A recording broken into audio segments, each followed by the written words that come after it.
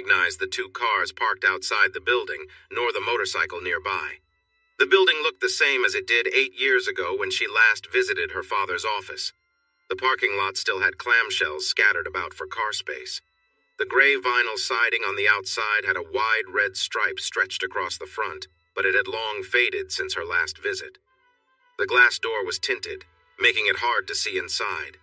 She reached for the door with her left hand, but her gaze fell on the small diamond ring on her finger. Her heart fluttered with joy. The man she loved wanted to spend his life with her. He had asked Anne-Marie to help watch Freddie for a bit. Nicole had used a breast pump to fill a couple of bottles for him, then slipped into a pretty yellow sundress with red flowers. Fred took her to Don's seafood hut for dinner. Afterward, he surprised her with a tethered hot air balloon ride over Broussard. As she looked out over Lafayette and the countryside at sunset, she was in awe of the beautiful view. "Nicole," Fred said, wrapping his arms around her from behind. "I know I'm not the best-looking guy, and you could have someone better." "Who says that?" she replied, turning to kiss him. "I've never had anyone as wonderful as you." "Nicole, I want you, forever," he said, slowly kneeling in front of her. "So I'm asking you, will you marry me?" Nicole looked at the ring he held, then knelt down to meet his gaze. "No, baby," she said, tears beginning to fall.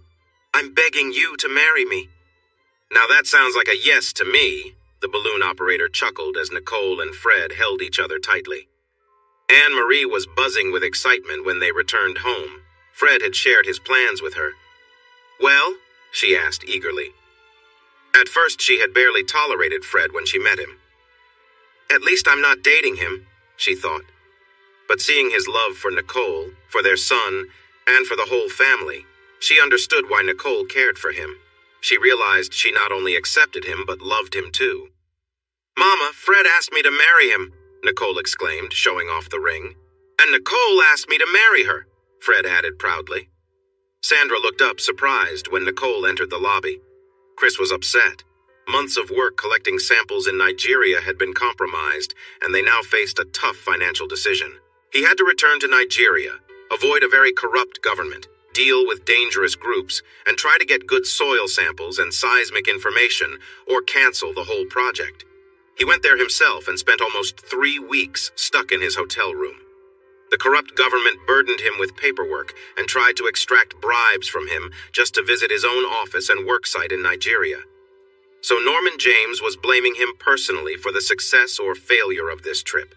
And now his daughter, who had kept her distance from him for over 2 years, was right here. Chris was likely to explode with anger. "What are you doing here?" Sandra whispered, trying to keep Chris from hearing her. Nicole was confused and hurt by Sandra's response. "I came to see my dad," she said.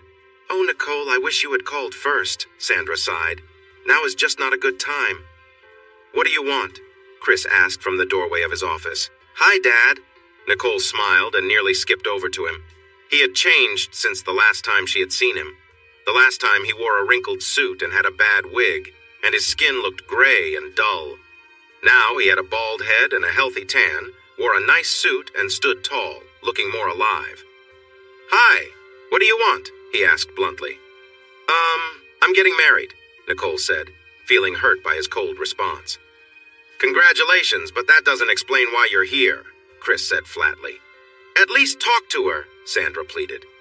"There's nothing to talk about. She cut me out of her life years ago. Just took me a while to realize it," Chris snapped at Sandra. "Dad?" Nicole asked, feeling sick. "What?" he replied sharply.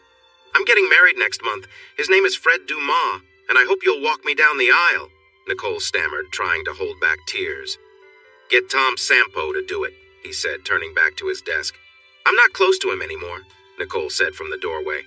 "That's a shame," Chris said. "You made it clear that I'm not important to you either." "Dad, I'm sorry," Nicole said. "Me too, you selfish person," he shot back. "Me too." "Chris!" Sandra yelled. "What?" Chris shouted. "She needs to hear it. She hasn't seen me in over 2 years, and the only reason she's here now is because she wants something." He opened his desk drawer, pulled out a file, and tossed it on his desk. "In 1997, I had to give up a manager's job in Santa Barbara, California." "Why?" he continued. Because you had just started at St. Thomas More and were trying out for the cheerleading squad. You didn't make it, but that promotion went to Vince Guidry. Know what his bonus was the first year he was there? $1,008,000. I didn't know. How was I supposed to know Chelsea didn't want me on the team? Nicole said, trembling. 2000, I was offered the job of vice president at Pilot and asked to move to Houston, Chris continued. I had to turn it down because my daughter was training with a tennis coach, even though there are coaches in Houston, too. Ernie Braswell took it instead. I shouldn't even mention how much he made last year. He closed the file and faced her. Tell me, Nicole, how's your tennis going? He asked in a sharp tone.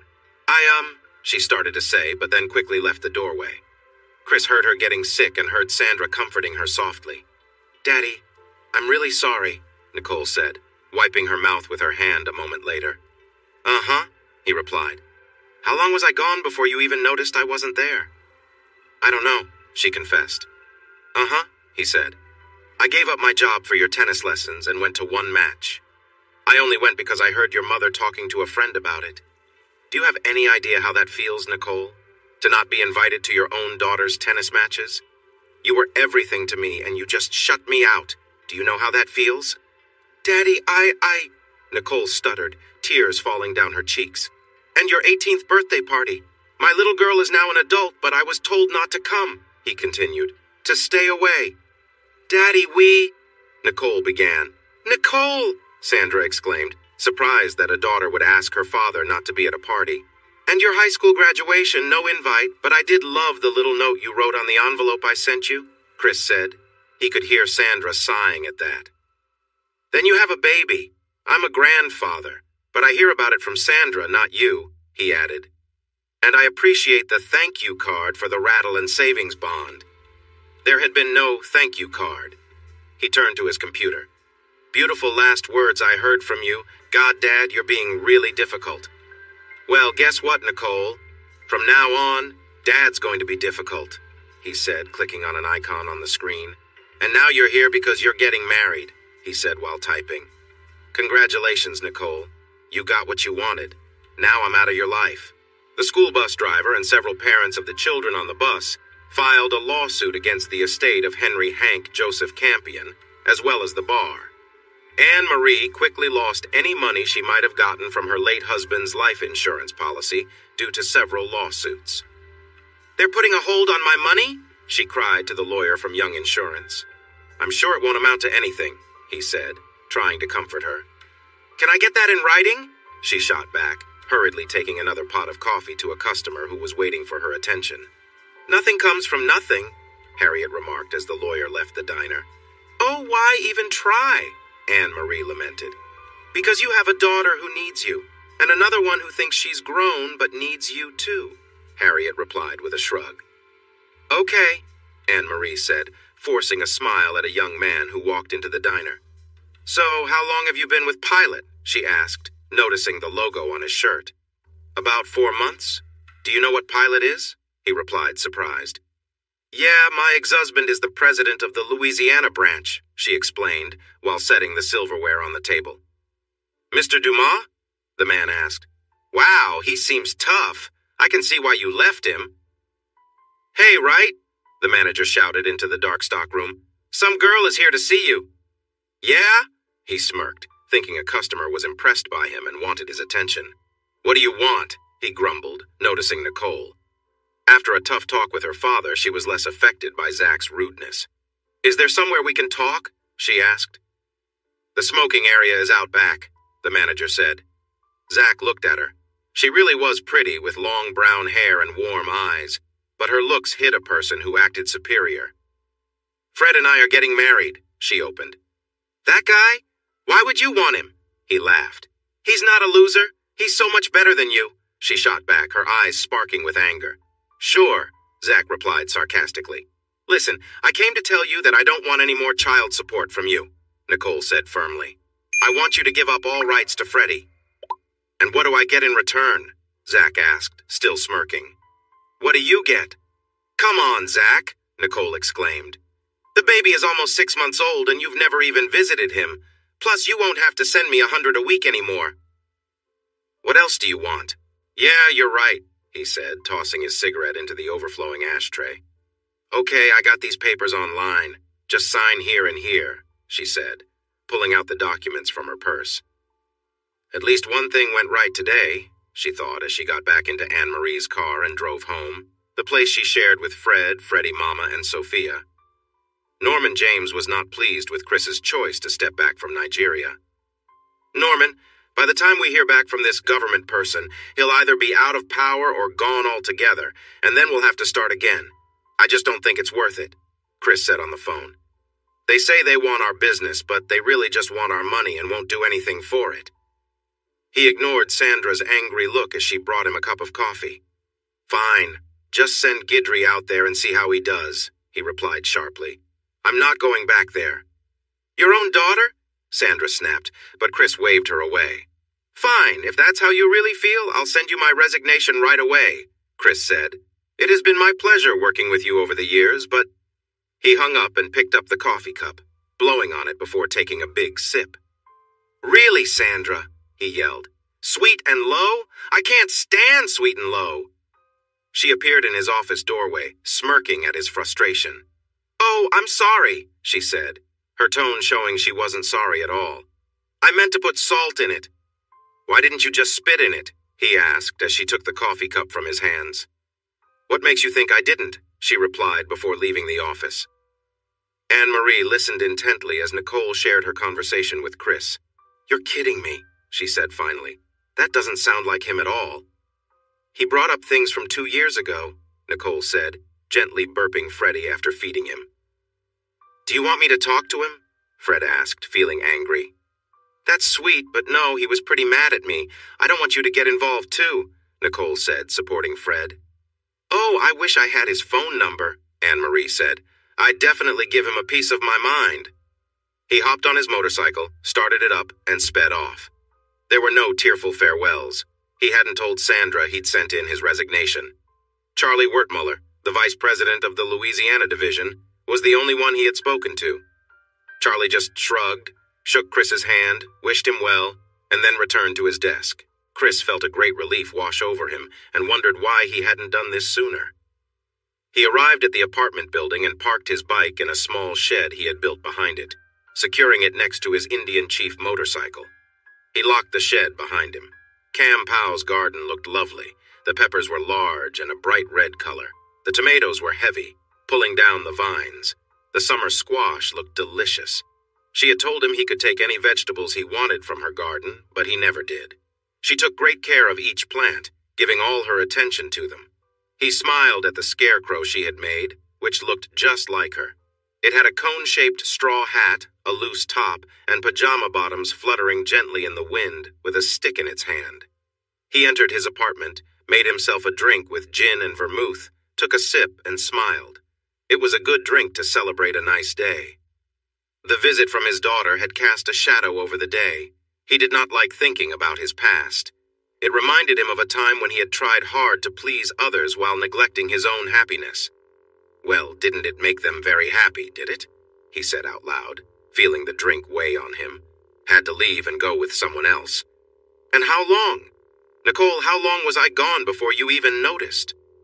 He poured the drink down the sink and thought about what to eat for dinner, but decided he wasn't very hungry. The refrigerator was almost empty, and tomorrow was grocery day. Maybe quitting his job wasn't the best choice after all. Work had been a distraction from his constant thoughts. It had given him a place to channel his frustrations and gave him a sense of purpose. He knew people described him as a tough boss. Many of his employees did not like him and talked about him when he wasn't around. Maybe they'll like Charlie Wertmuller better, he said to himself, taking off his suit and tie and lying down on his bed. Cam Powell woke up when she heard the motorcycle start. She looked out the window and saw Missa Chris, dressed in a leather jacket and blue jeans, ride away with a duffel bag on the seat behind him. "Where is your boss?" Anne-Marie shouted as she stormed into the building. Sandra forced a smile as she pointed to Charlie's door. The man was not very impressive and had been relying on Chris for years, yet he thought he could do a better job than Chris Dumas. Sandra thought he was in for a big surprise. "What do you mean?" Anne-Marie yelled but halted when she saw a nervous Charlie Wertmuller looking at her. "Very funny," Anne-Marie yelled at Sandra. Where is Chris? I don't know, Sandra replied honestly. He sent in his resignation and left yesterday.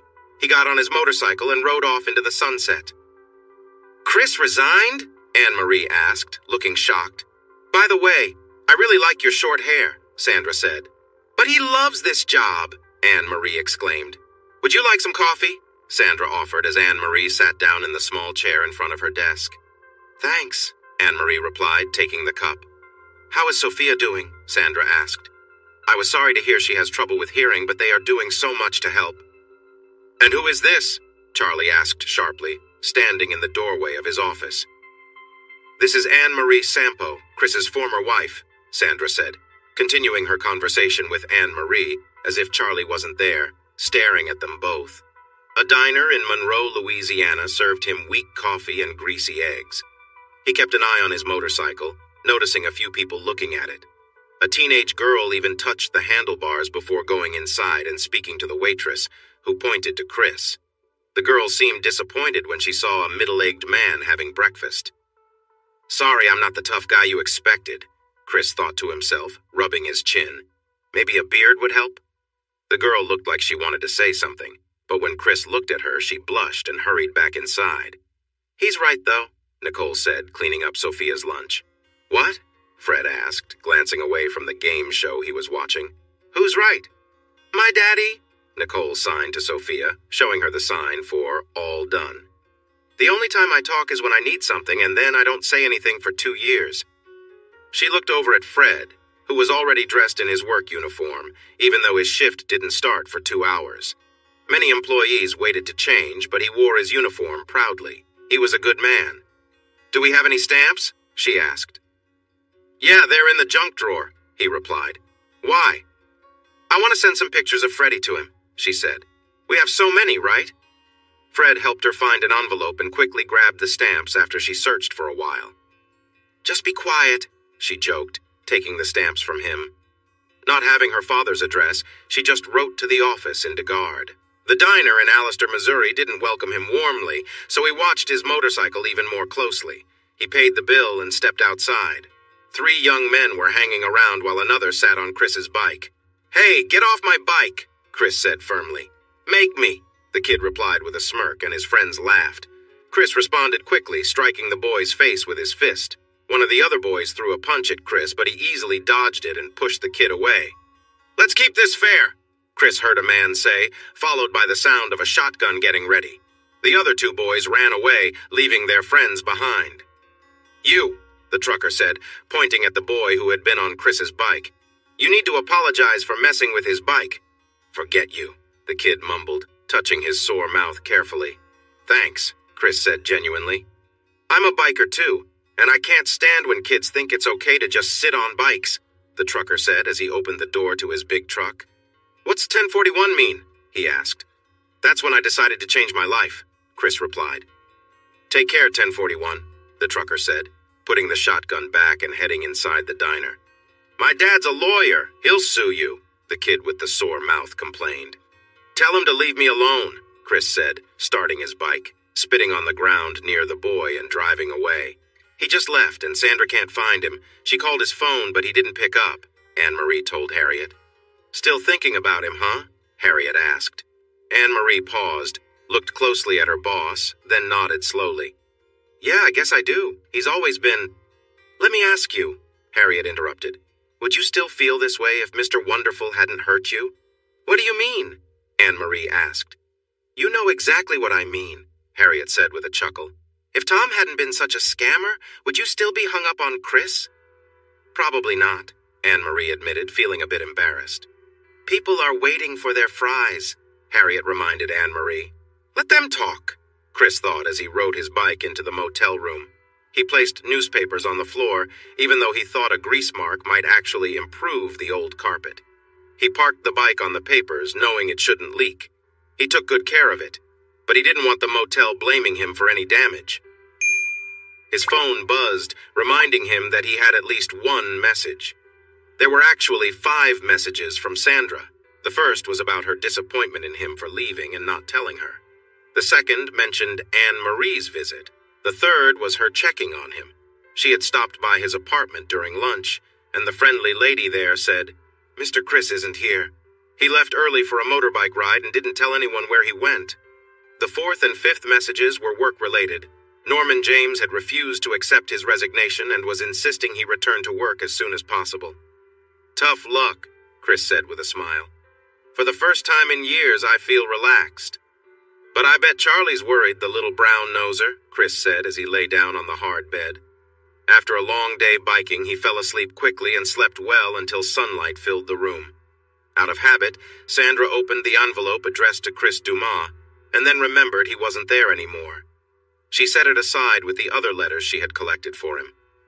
Curiosity got the better of her, and she glanced through several photos of Nicole, a man she didn't recognize, and a baby. She guessed the young man was likely Nicole's future husband. In the last picture, the baby was lying on his back, smiling up at the photographer. "Oh, Chris, he's adorable," she said into her headset, leaving him another message. She quickly hung up when Norman James walked into the lobby, ignoring Sandra as he headed straight to Charlie's office. Sandra couldn't help but smile when Norman confronted Charlie about one of his careless emails. "This is a professional office. When I send a professional message, I expect a professional reply, not some cheeky response," Norman shouted. "Where is Dumas?" he snapped at Sandra. "Canada, last I heard," Sandra replied with a shrug. "Toronto, I think." "Bring him back here immediately," Norman ordered.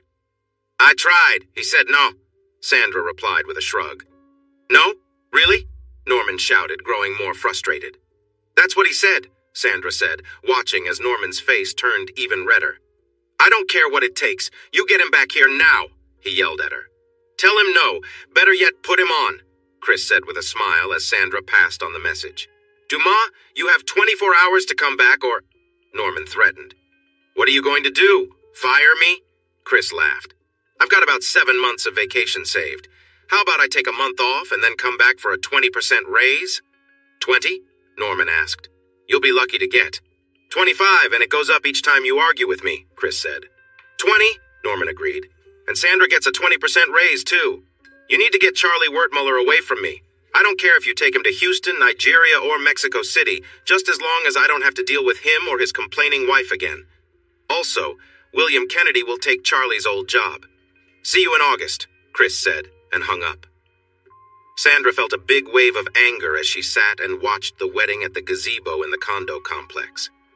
Now and then, Nicole would glance around, and Sandra saw a few tears roll down the girl's cheeks. When Chris returned, she planned to confront him about leaving his daughter like that. Sweet William sat beside her husband, Jimmy, and Sandra had to suppress a laugh.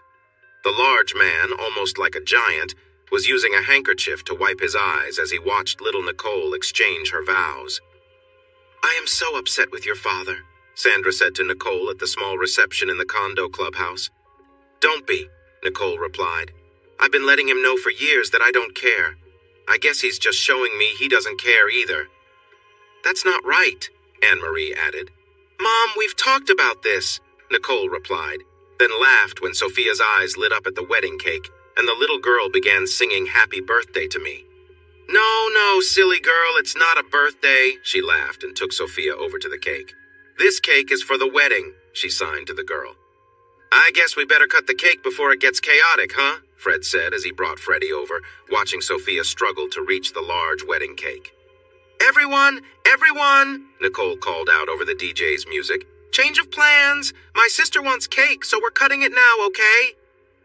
"Chris would be really proud of his little girl," Sweet William said to Sandra. "Look at how caring she is with her sister." He was at a casino in Toronto that promised to bring Las Vegas to Canada when it struck him. He had never been to Las Vegas. Anne-Marie and her mother had gone many times for Mother's Day weekends, and when Nicole got older, the two women promised to take her along, but Chris had never been. Caesar's Palace, with its fountains, caught his interest. He remembered Evil Knievel trying to jump those very fountains, then recalled Robbie Knievel succeeding where his father had not. The small bar claimed to have everything, so he shrugged and stepped into the cool calm of the bar. The women there seemed young and nice-looking. He was aware of that. The old man was not getting all the attention because he was the best-looking person they had ever seen. They were more interested in the money in his wallet. "I have a modified Harley," he told Diamond when she noticed his helmet and asked about his bike. "Can you give me a ride?" she asked, leaning closer to him. "I finish work in an hour. My roommate already left."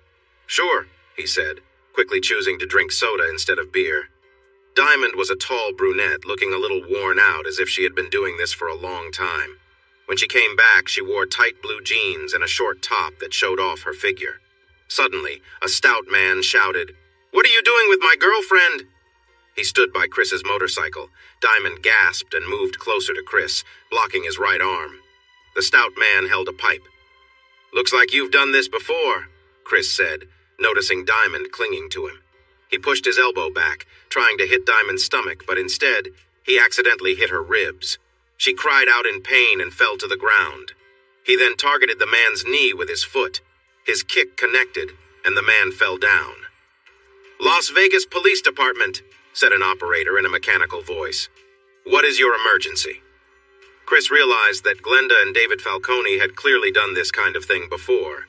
He guessed this since the man was waiting right by his motorcycle, the only modified Harley around. Usually, Glenda would charm a client into giving her a ride, then call her brother. David would act like an angry boyfriend, knock the target out, and they would take the person's cash. Later, he returned a message from Sandra, who was upset with him. "And what could be more important than watching your daughter get married?" she demanded over the phone.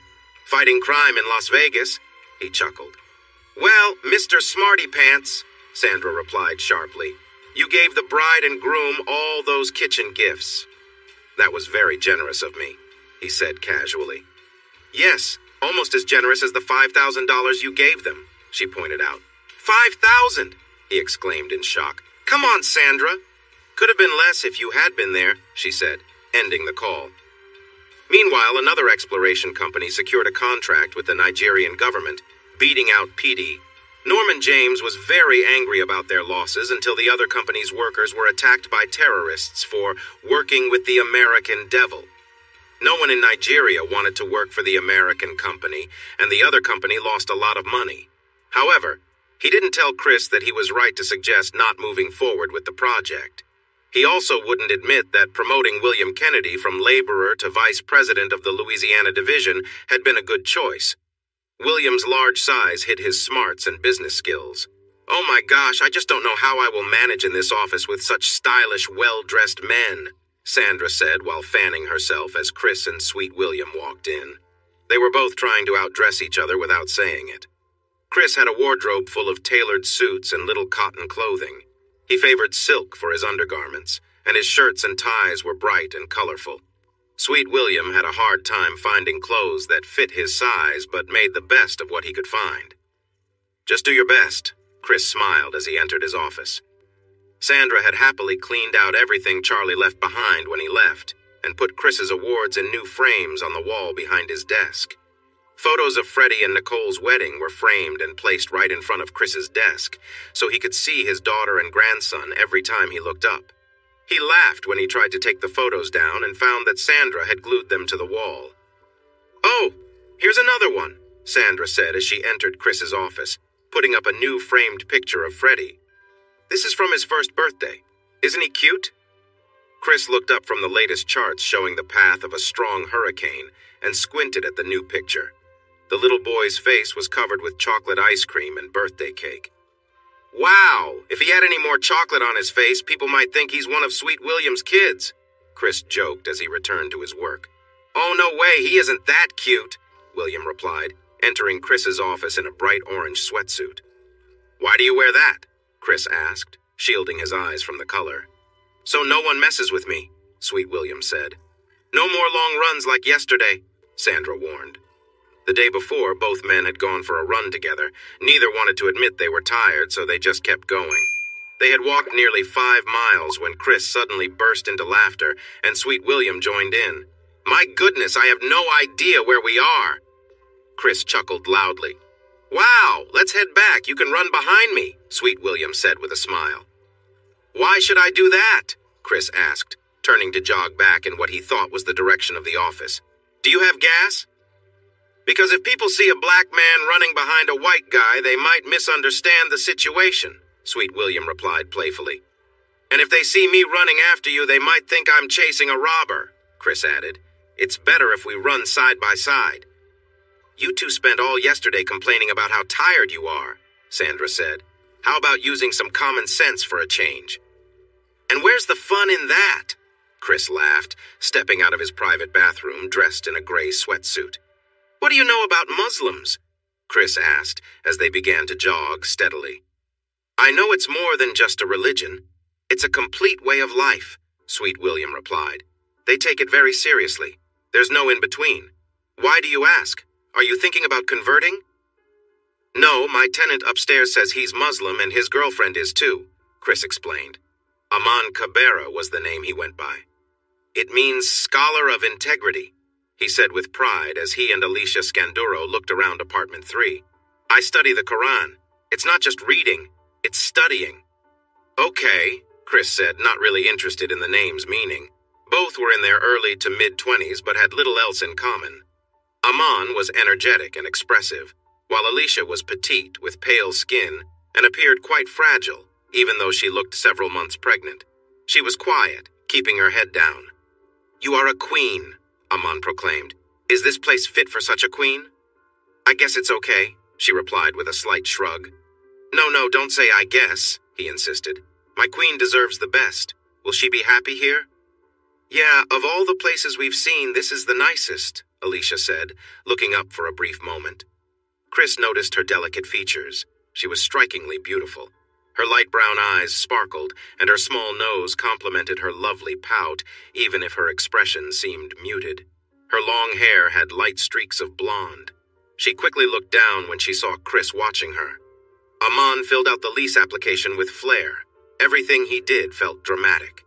Chris handed him one set of keys and turned to give the other set to Alicia. Aman quickly took the keys from his hand. Muslim women can't touch any man who isn't their husband or father, Aman explained. Are you Muslim too? Chris asked Alicia.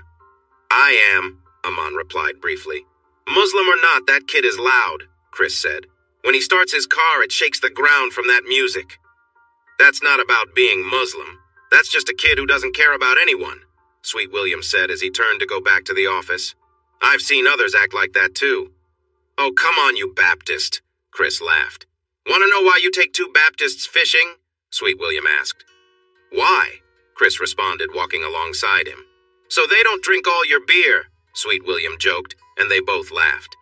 And I thought Muslims don't drink, Chris pondered aloud. They don't. At least the Muslims I know don't. It's against their beliefs, Sweet William affirmed. That's why in Iraq and Kuwait the liquor stores are run by Christians. Muslims stay away from alcohol. Well, every time he throws something into the dumpster, it makes a lot of noise, like beer bottles, Chris remarked. I doubt he drinks just apple juice. And he's living with his girlfriend? Sweet William asked. Yeah, a nice young woman, and she's about 6 months pregnant, Chris replied. Huh, Sweet William said. That doesn't seem right. Relationships outside of marriage are not allowed for Muslims. Should I call someone about it? Chris joked. Nah, he's busy hiding out, Sweet William laughed, speeding up just to tease Chris. Anne-Marie realized that with what she was paying in rent, she could instead buy a condominium. When number 1112 became available, she bought it and put it in Nicole's name. That lawyer was still around. Fred didn't say it, but he was glad to have his living room back. He appreciated being able to walk around at home without worrying about his appearance. The first thing I'm going to do is relax right here, he whispered to Nicole. Right on this couch. Stop it, she giggled and playfully pushed him away. Do you want me to watch Freddie so you can have some time alone together? Anne-Marie asked as she carried a box of toys down the stairs. You will leave some of her things here, right? Nicole asked, a bit worried. She wanted to have time with her husband but feared losing Sophia. Yes, dear. She has so many toys she doesn't even play with half of them, Anne-Marie replied, glancing around to ensure the little girl wasn't near. Sophia had wandered off once toward the pool. She really loved the pool. To reach the swimming pool, she usually went through the parking lot for a short distance. This was fine when Nicole, Fred, or Mommy were with her because they looked out for cars. But when she was by herself, it was risky since she couldn't hear any cars coming. Anne-Marie yelled when she realized the child had gotten out. Fred jumped up and ran out of the condo to find the child. Anne-Marie was almost in a panic when Fred came back, holding the upset child. So, do you want me to watch Freddie? Anne-Marie asked. Yes, Fred replied. Nicole hesitated, then agreed. Chris clenched his fists. He could hear loud music, which he didn't enjoy as he turned off his motorcycle. It seemed Aman was starting his weekend early. Chris picked up an empty box and tossed it into the dumpster, the name Coors Light printed on it. Muslim, huh? He scoffed. 2 hours later, Chris had a terrible headache from the constant thumping of Aman's music. He went upstairs and knocked loudly on the door of apartment 3. A drunk Aman opened the door and glared at Chris. What? He demanded. Could you turn that down a bit? Chris asked firmly. Why, is someone complaining? Aman asked. Yes, I am, Chris said. Aman looked surprised to learn Chris lived below him, then shut the door but turned the music down a little. Chris knocked again. What? Aman shouted. Lower it more, I'm tired and want to sleep, Chris said. I have the right to play my music, Aman argued, getting close to Chris. Back off now or you'll regret it, Chris replied, standing his ground. You can play your music, but not if it disturbs my peace. Aman, please, Alicia said gently. What? Aman shouted at her. You're on his side? No, I just want some quiet too, she said softly. All of you are disrespecting me in my own home, Aman muttered as he trudged over to the stereo and turned it off. That's not how you should speak to someone, Chris said as he walked away. Anne-Marie listened closely. There was no noise coming from the children's room. A quick look inside showed they were both fast asleep. She left the door open just in case they woke up and hurried down the hall to her bedroom. Her bed felt wonderful. She lay down and enjoyed the soft sheets against her skin. A moment later, she carefully took off her clothes and lay on the soft sheets.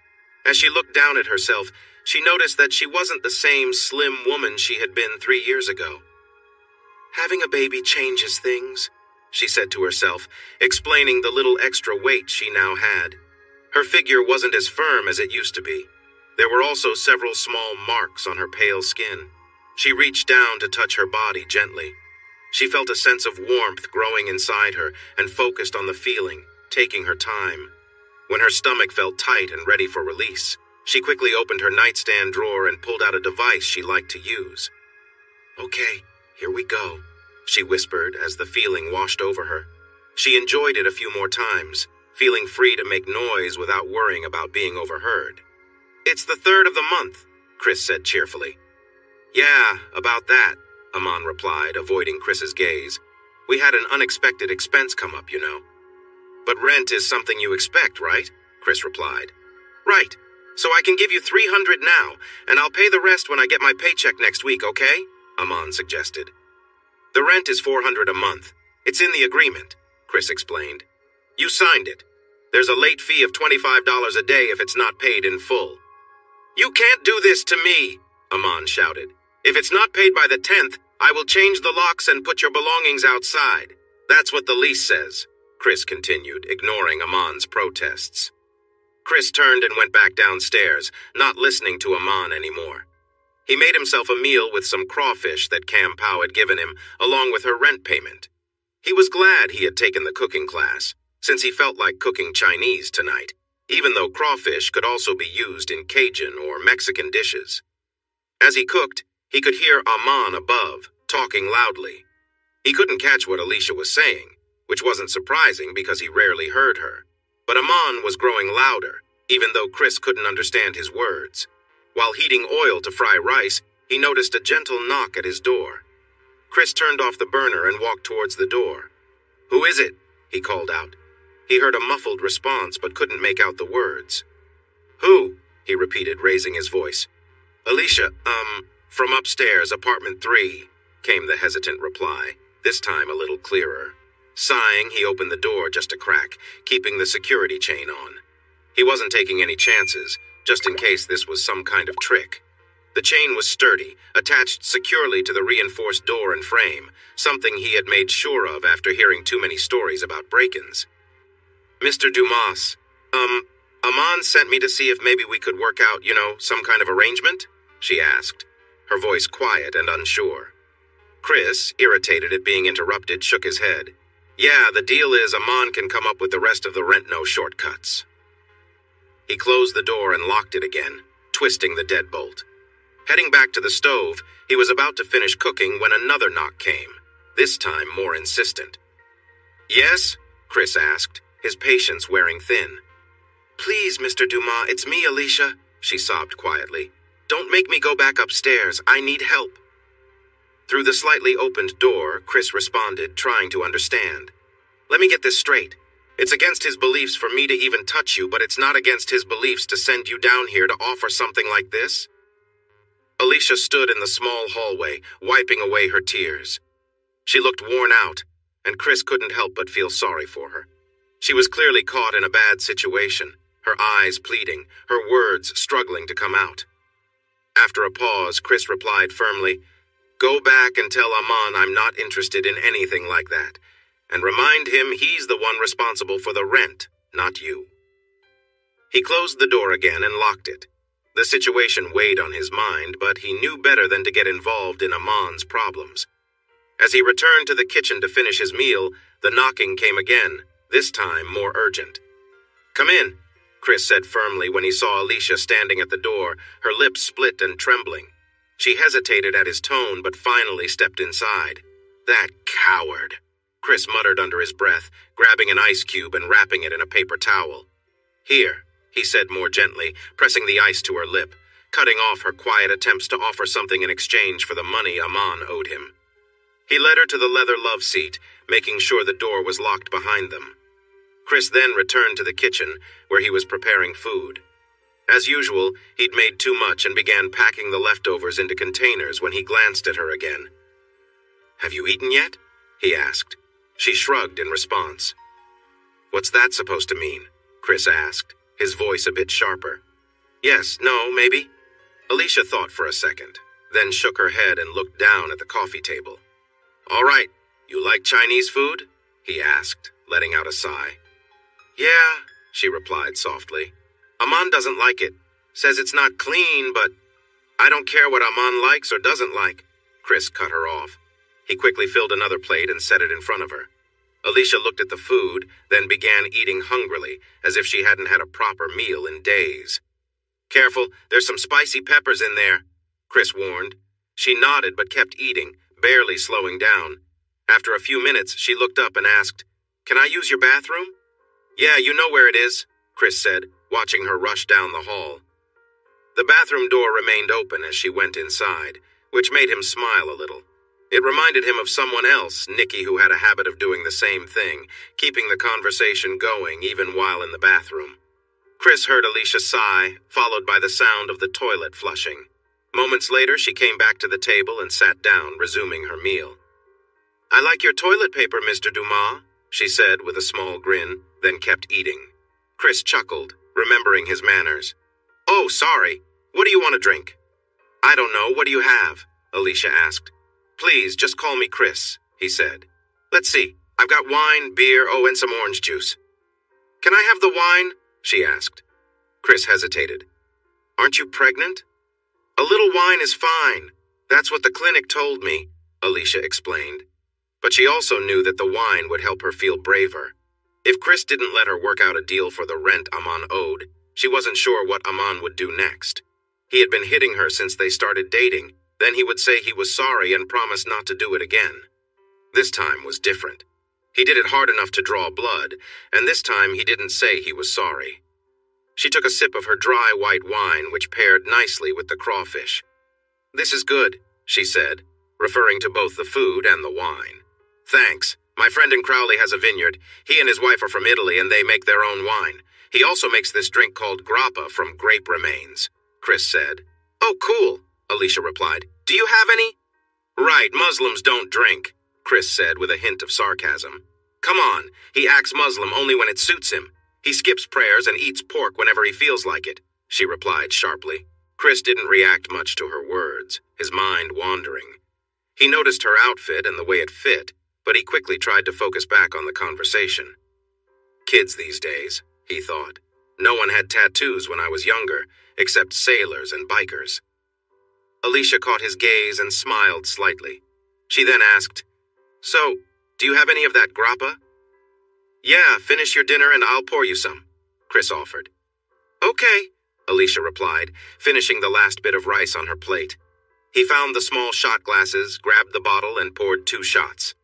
"Want to make a toast?" she asked. "You're the guest. You go ahead," he smiled back. "To love," she said simply. They clinked their glasses and drank the liquor. "Wow, that's strong," she coughed, then laughed. "That's some stuff." "Definitely," he agreed, enjoying the taste. He cleaned up the dishes and put them in the small dishwasher. "Mr. Chris?" Alicia asked quietly. "Yes," he replied, preparing for a serious discussion. "Please, I need to talk about Aman. Can we work something out?" she pleaded. "Alicia, I've made it clear," Chris said with a sigh, grabbing a sponge to wipe the counter. "I told him what to expect, and he read the lease before signing it, right?" "Yeah, but then we had that issue come up," Alicia mumbled. "That's what I wanted to discuss," Chris said, turning to face her. She wasn't looking at him. Instead, she was fiddling with her shirt, seeming to lose focus on the conversation. She looked down at the table, staring at the empty shot glass. "Please stop that," he said with a smile, placing his hand over hers. "It's hard to think when you keep teasing me." "Like this?" she asked playfully, lifting her shirt slightly. "I like it," he replied honestly. "But about that unexpected cost, what was it?" "His dumb subwoofer broke," she replied angrily. "Oh, baby, I need my music. It's not the same without the bass."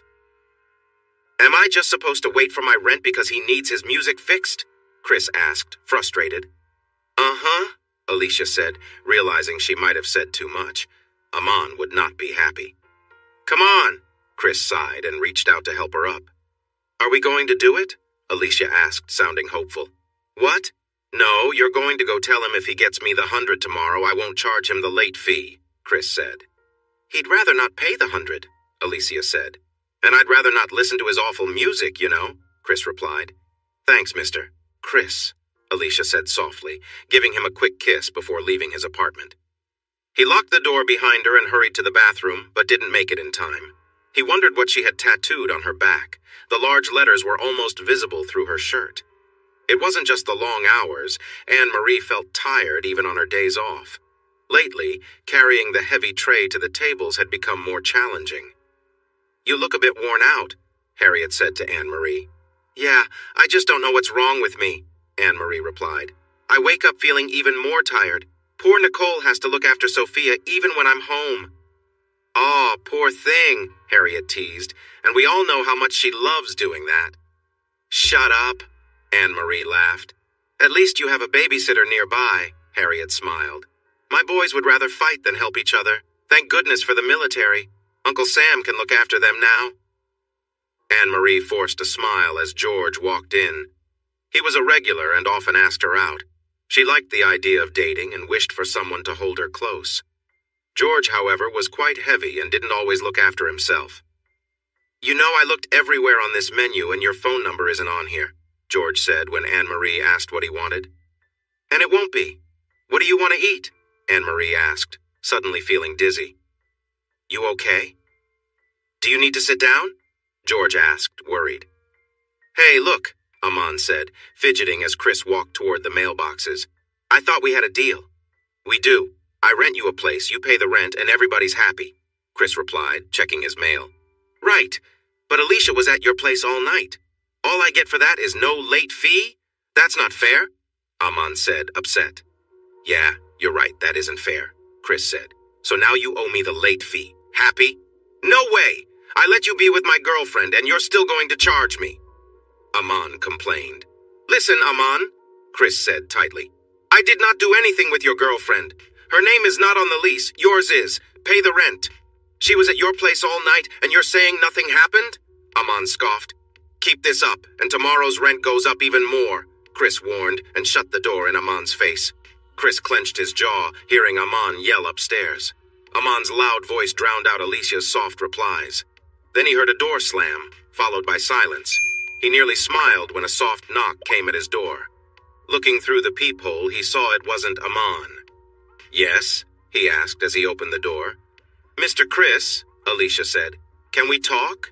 She fumbled her words. "Have you eaten?" he asked as he opened the door wider. "No, sir," she said, and took a seat at his small table with gratitude. She wore the same clothes as before. Chris noticed she might not have many outfits, especially maternity ones. "What are your tattoos of?" he asked. "The last girl I saw with tattoos had dragons." It's easier if I show you," she stuttered, her cheeks turning red. "No need for that," he said quickly while placing a plate of Salisbury steak, mashed potatoes, and green beans in front of her. "Would you like some wine?" "Yes, please," she replied with a smile.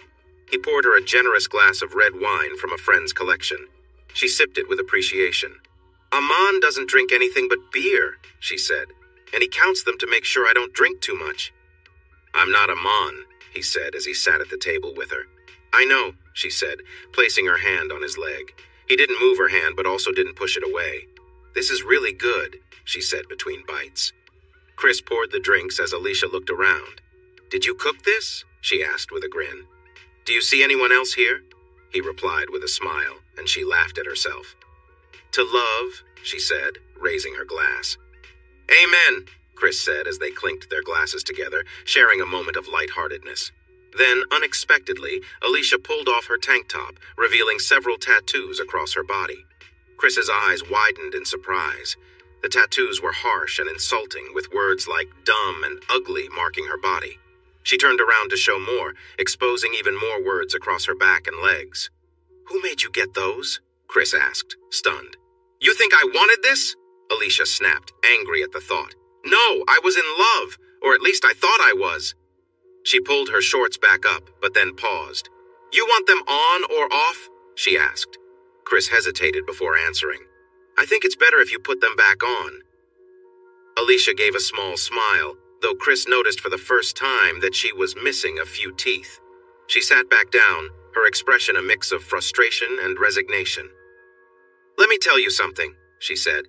"I was head over heels for this guy, Tony. He wasn't really my uncle, but he was married to my aunt for a while. After their divorce, I started dating him. I thought we had something real, but it turns out he was just using me to get back at my dad. My dad hated him." She shook her head as if still grappling with the memories. "One day, Tony just left. I never saw him again. After that, I started dating Jimbo. He had this great Harley, and I thought we were really in love. But then one night he brought home this girl, April, and told me we were going to have a three-way. I wasn't having any of it." Alicia paused, her eyes darkening at the memory. "Next thing I know, April started attacking me, beating me up while Jimbo just stood there laughing. That's how I lost my teeth." She pointed to the gap in her smile and then continued. "After that, everything spiraled. Jimbo didn't care about me. He just enjoyed watching me get hurt." The room fell silent for a moment, both of them reflecting on the weight of her story. Chris didn't know what to say, but he could see how deeply her past had scarred her. I'm lying here feeling almost out of it, and suddenly she starts to, well, right on my face. Then she and Jimbo just leave me there on the floor and head into the bedroom. I can hear them, and it sounds like they are really into it. Chris felt sick. He knew Jimbo and April. He thought they were friends. To think they could treat someone like that, especially a nice young woman. "Anyway," Alicia continued. Chris noticed Alicia often said anyway. "Then April pulls me by my hair into the bedroom. She tells me she's a tattoo artist and that she did all those dragons on herself. She and Jimbo tie me up and she starts tattooing me while Jimbo tells her what to do. I'm crying and begging her to stop, and then out of nowhere he just forces me to. I can't believe that happened. After she finishes my front, they start. Nearby, and then April makes me clean up after her and spits at me because I'm not doing it right. They turn me on my stomach, and she does my back. Then Jimbo puts me in a way that I really hate. It's just so wrong. And then they invite their friends over, and I think I passed out or they must have done something to me because everything goes blank after that. Sweetheart, maybe you should get dressed again." Chris sighed, the idea of being with this girl feeling far away now. "Anyway," Alicia said as she put her shorts back on and pulled her shirt over her scars. "Next thing I know, I'm on the side of the road. A truck driver picks me up and we head to Washington. When we get there, he tells me I have to ride with Tiny Tim. I'm with him for a year or two, and then I find out he's been married the whole time. I feel so hurt and betrayed, and in the heat of the moment, he pushes me out of his truck while it's going fast. I wake up in a hospital and there's Aman saying, "Oh, you are my queen, you are my destiny," and I'm like, "Whatever." Chris smirked as he spotted Aman outside, trying to look into his apartment. Good thing he had Alicia put her clothes back on. "Anyway, Aman making me come here to meet you isn't surprising," Alicia said, still sounding distant. "What about your mom and dad?" Chris asked her. "They," Alicia started, and then lowered her head. "My dad says I'm going to live poorly. They don't really understand me." "Well, if it helps at all, Jimbo's in a wheelchair now," Chris replied. "No," Alicia gasped, alarmed. "Why would that help? Oh, that poor man." "What about April?" Alicia asked. Chris shrugged. "Probably taking care of him, I guess." "Well, thank God she's there to help him out," Alicia said sincerely. Nicole glanced at her mother, noticing how tired she looked. Fred dismissed Anne-Marie's apologies and took the wheel of the car with Nicole following behind. Freddie was already asleep in his car seat, and Sophia was struggling to stay awake but was clearly losing the battle. "Do you want us to keep Sophia overnight?" Fred offered kindly. Anne-Marie, overwhelmed, burst into tears. "I'm so sorry. I don't know why I'm so exhausted," Fred comforted her. "No need to apologize. That's what family is for." "Harriet said I can have tomorrow off," Anne-Marie added, wiping her eyes. "Why don't you and Nicole drop the kids off with us and have a day just for yourselves?" Fred smiled but shook his head. "I've got work, but thank you." Later, Chris unlocked the door to his apartment when Aman confronted him. "You're rich! Why are you all over me about the rent?" Aman complained. Chris remained calm. "What I earn doesn't matter. You signed a lease and agreed to pay. You still owe me." "I don't see why you're making such a big deal. You've got enough money," Aman said angrily. "Again, it's not about what I have. You owe rent, so pay it or leave," Chris replied firmly, and then closed the door. A soft knock came shortly after, and Chris smiled, though he still checked the peephole just in case Aman was trying something. But it wasn't him. "Hi, Mr. Chris," Alicia greeted him with a warm smile. "Hi," he replied, giving her a gentle kiss. He locked the door and led her to the dining table. "Hope you like lasagna," she laughed. "Lasagna's in my blood, Chris. My family practically invented it." "Calling me boy?" Chris teased, raising an eyebrow. "I'm a man, don't forget that." Alicia grinned playfully. "Whatever," she said with a laugh. After their meal and a few drinks, Chris led her by the hand to his room. She seemed happy and comfortable, smiling as she moved around, removing her t-shirt and shorts. "Oh my God," she whispered as Chris undressed. "You look amazing, Mr. Chris." She quickly went to the bathroom, grabbing a small, wet cloth. "Lay down," she said with a smile, gently wiping his arms. "I just don't like the taste of that deodorant." Chris chuckled softly, and she playfully swatted his hands as they joked with each other. Their moment was sweet and tender, filled with light teasing and soft kisses as they lay together. She kissed him gently, then playfully nipped at his neck and shoulders, showing her affection in her own unique way. She gently kissed Chris on the lips, then moved her way down his chest with soft kisses, showing affection. She moved about on the bed, her focus entirely on him. By the time she reached his hips, the tension in the air was clear, but their connection was tender. She looked up at him and smiled. "You're doing great," she whispered as she continued to make him feel comfortable. Later, after they had shared a moment together, she teased, "Oh, you've made quite the mess." She chuckled lightly, then sat up, wiping off his skin with a soft cloth. "Don't worry, I'll take care of it," she said, making sure everything was clean before they both relaxed. Later that day, Aman came downstairs, clearly frustrated. He threw a crumpled $100 bill into Chris's hand. "Here," Aman snapped. "No more complaints about the rent being late." Chris smiled calmly, pocketing the bill. "Good. See you next month," Aman muttered under his breath as he stomped back upstairs, slamming the door behind him. Once inside, Aman turned his frustration toward Alicia. "You're not going back down there anymore, understand?" "Sure, whatever," Alicia responded, turning off the TV without much concern. "I'm serious. If you go down there again, you better stay down there," Aman shouted. Ignoring him, Alicia looked around. "What do we have to eat?" "What?" Aman asked, surprised. "I said, what do we have to eat?" she repeated. Aman opened the fridge and looked inside. I don't know, let me check. There's nothing in there, Alicia said, her voice full of disappointment. It was empty this morning and nothing's changed since then. What did you expect? Aman's frustration boiled over and he lashed out in anger, slapping her across the face. Alicia blinked back tears but stayed calm, refusing to let his anger get the best of her. Slowly she stood up from the chair and walked toward the door, smirking despite the sting. Where do you think you're going? Aman yelled after her. Downstairs, she replied, smirking. At least Mr. Chris has food, and he doesn't have to act like this to feel in control. Tears quietly rolled down her cheeks as she gathered her things, including the maternity clothes Aman had bought for her. Despite everything, she decided she needed to take care of herself no matter what. She put on the bright red dress and felt how soft and cozy it was. And tomorrow I'll take the car. We can go get you some shoes. That barefoot and pregnant idea is just silly, Chris said as she walked to the door carrying her things. Thank you, Mr. Chris, she said again. Aman had drunk a lot while she was downstairs and looked upset when she came back to the apartment. Feeling numb, she lay on the bed and let him in. In the back of her mind, she thought about how Aman would feel if he knew the real reason she felt this way. Mom, you really need to see a doctor, Nicole said with concern as Anne-Marie came in, carrying a very upset Sophia. Sure, Anne-Marie replied, but every extra penny I have is going to that lawyer. Do you have money for a doctor just lying around?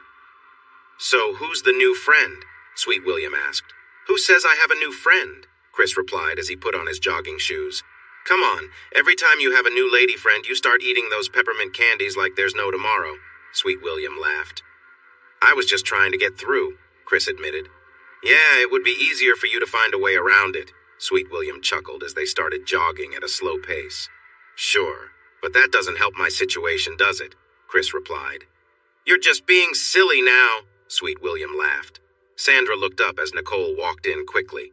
I need to see my dad, Nicole said firmly. Come on in, Chris said calmly from his doorway. He listened as Nicole shared everything on her mind. If Alicia came to you and needed anything, he thought while Nicole kept talking, you would help her in a heartbeat. And for once, she's not asking for herself. How much do you need? He suddenly asked. What? Nicole was surprised. You've asked me for money a few times, but I need a specific amount, Chris said. Well, I just want Mom to be able to see a doctor and find out what's wrong, Nicole stammered. She thought her dad would argue more. Okay, he replied. She watched as he wrote a check and slid it to her. That should be enough, right? He said, clicking on his computer. Have a nice day. Is this for 1,000? She asked, surprised. Yes, he said. Now, if you don't mind, I'm quite busy. Anne-Marie was upset that Nicole had asked Chris for help. Wait, how much? She asked when Nicole told her the amount. And he made it out to you, so I can't cash it, Nicole laughed. You've got no excuse now. You need to see a doctor, Chris said firmly. Alicia sighed with relief as the saleswoman removed her old, worn sneakers and slid a pair of comfortable walking shoes onto her feet. How do they feel, sweetheart? The saleswoman asked, smiling as Alicia stood up and took a few steps. What do you think, Mr. Chris? Alicia asked, lifting the hem of her light blue dress so he could see her feet. They may not be the prettiest shoes, but how do they feel? Chris asked. They feel great, Alicia admitted. Then we'll take them, Chris told the saleswoman. They also bought her a pair of slippers for the apartment. Alicia rested her head on Chris's arm as he paid, and though the saleswoman smiled, she quietly judged the scene. She thought, he's old enough to be her father. The saleswoman felt a twinge of regret. Chris had once asked her out to dinner a few months back, and now she was kicking herself for not saying yes. Well, you snooze, you lose, she thought, watching Alicia cling to Chris as they left the store. As they walked out, Chris mentioned, you should probably get a bra, too. But I don't like wearing one, Alicia whispered. Oh, okay, Chris said, and they left the department store without further discussion. Wasn't that kind of him? Harriet remarked during the busy dinner rush. Yeah, Anne-Marie replied, moving slowly toward her table. All right, who ordered the meatloaf sandwich? How'd you get your skin so smooth? Chris asked as they shared a quiet moment. Electrolysis, Alicia answered with a smile, appreciating his curiosity. They laughed and joked as they enjoyed each other's company, the atmosphere light and comfortable. Later, Alicia giggled as she pulled Chris into the bathroom. "I need to freshen up," she said playfully. They continued chatting and sharing a light-hearted moment together before the day ended. "Don't forget, you've got an appointment with Dr. Wellman tomorrow," Nicole reminded Anne-Marie as she helped her into the passenger seat. Fine, Anne-Marie mumbled, already half asleep before Nicole even started the car. When they got home, Nicole called Fred to help. "Help me get her to the couch," she said.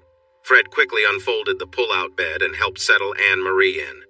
That night, Alicia didn't come down for dinner. Chris almost went upstairs to check on her, worried if she was okay, but he decided to give her some space for the evening.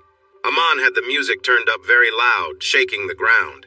He sighed as he put the leftover steak and vegetables into a container, thinking it would be good for lunch tomorrow.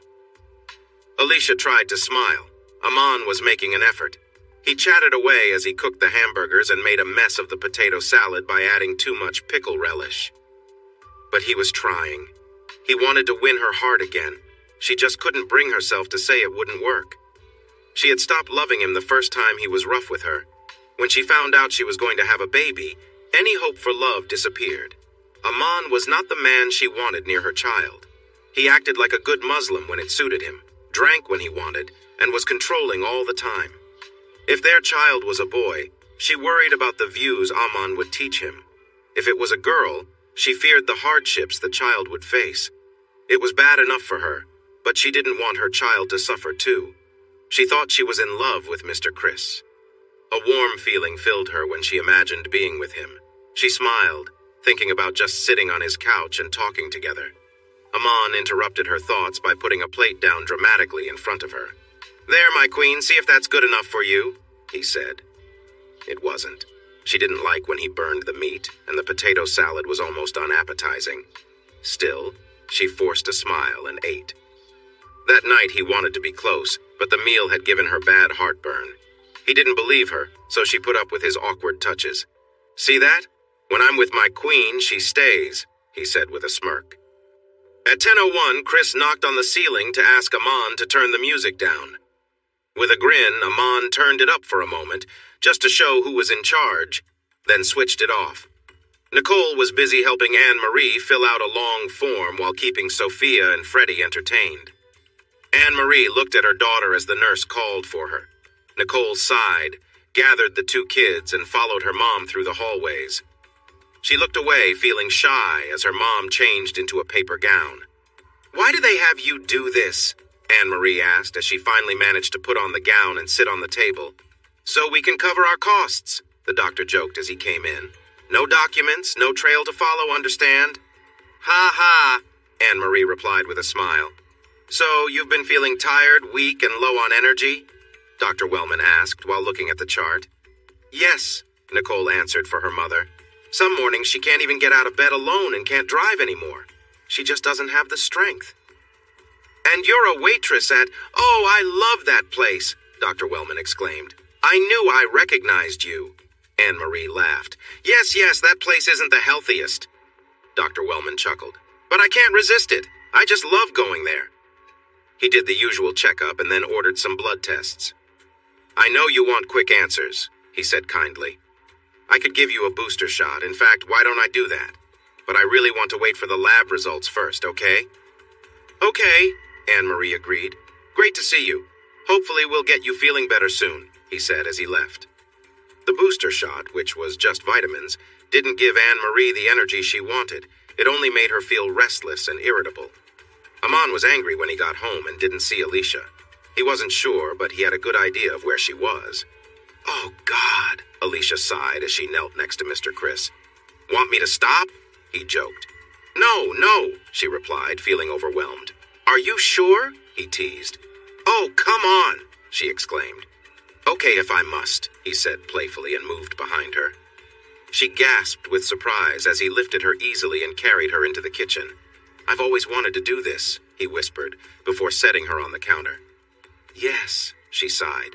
She wrapped her arms around him and shared kisses as he moved closer, then pulled back. "You are amazing," she whispered to him. "Not as amazing as you," he replied softly.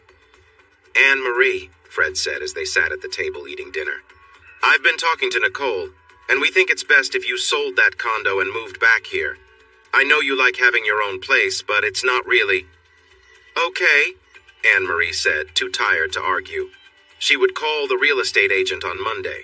The agent had mentioned visiting from time to time, but Anne-Marie wasn't interested in that. However, she was sure the agent would be happy to hear from her. They didn't say anything as she slowly went upstairs and entered apartment 3. She stumbled slowly to the bathroom and took off her pretty lacy top and blue jeans before starting the shower. After she finished, she put on the soft nightgown and fuzzy slippers Mr. Chris had given her and shuffled out of the bathroom. He was still on the old couch, looking at her with tired eyes. The many beer bottles around him showed he had been drinking a lot, but he was still aware enough to cause trouble if he wanted to. "If you're going to hurt me, just do it quickly," she said, feeling defeated.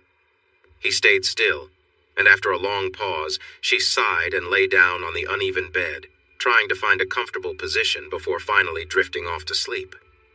Dr. Horace Wellman sighed deeply as he looked at the test results again. He would wait for the official report from the lab, but he already had a good idea of what it would say. "It doesn't seem fair, but I have to accept it," he said out loud. Julie, his nurse, gently rubbed his back and then patted his shoulder. "You need to eat. It's not good for you to skip meals like this," she reminded him. "Always reminding me," he said with a smile. "And what would you tell your patients?" she asked.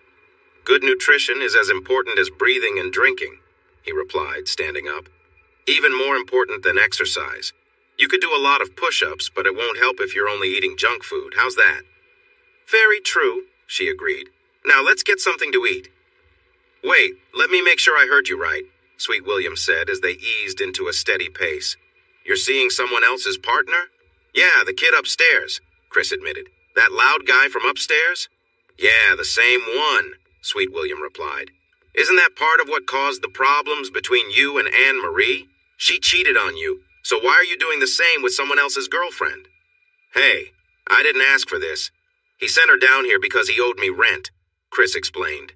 "So it's okay if it's someone else's girl, but it's not okay if it's yours, huh?" William remarked. "Man, forget it. I shouldn't have told you anything," Chris said, clearly frustrated. Aman stopped by his grandmother's house after work. "Hey, Jordan," his brother greeted him. "How many times do I have to tell you? In the Nation of Islam, I go by Aman," he snapped. "Whatever, man. You were born Jordan, and that's who you'll always be," Jerome shot back. "I need to talk to you," Aman said, nodding toward the back of the house. "Still with that girl?" Jerome asked. "Man, come on," Aman replied, annoyed. Jerome laughed. "If you get tired of her, send her my way." Alicia kissed Chris goodbye and promised to be back in 30 minutes for dinner. "I've got a surprise for you," she said with a grin. "I'll bring it down in a bit, okay?" "Sounds good," Chris replied, exchanging a few more quick kisses with her before she left. As she drizzled chocolate syrup onto a bundt cake, she daydreamed about making dinner extra special for Chris. But Chris's peaceful evening was interrupted by a loud knock at the door. He sighed as he opened it to find Aman, clearly under the influence of something. "Yeah, that's right," Aman muttered aggressively, a wild look in his eyes. Before Chris could react, he saw the gun in Aman's hand. Without hesitation, Chris slammed the door shut just as Aman squeezed the trigger. The gunshot echoed through the small hallway, the sound deafening. Chris dived into the closet, heart racing, as bullets tore through his door and ricocheted around the room. Shaking, he grabbed his phone and frantically dialed 911. Alicia, hearing the shots from upstairs, rushed out of her apartment, peeking over the banister to see what was happening. Her heart sank when she saw Aman firing at Chris's door, though she couldn't tell if Chris had been hurt. Aman, noticing her, pointed the gun upward and fired again. Alicia screamed and quickly retreated, slamming her door behind her. The noise rang in her ears, fear gripping her as she wondered what might happen next. Meanwhile, Aman, with a twisted grin of satisfaction, turned and walked away, pleased with the chaos he had caused. He would go up there soon to help her, once and for all. Kan Pao heard loud explosions as the soldiers destroyed the hospital. "No more," she promised and grabbed her stick. "No more. I will fight until my last breath." Aman heard a door open behind him and a frightened woman yelling in a language he didn't understand. He turned as she rushed at him, stick aimed right at him. His first shot struck her shoulder, but she kept coming. The second and third shots hit her head, and she fell down. Her artificial leg collapsed, and her stick accidentally pierced Aman's chest. Blood began to spray around the small hallway. "Brother, help me," he gasped, looking up at the police officer nearby.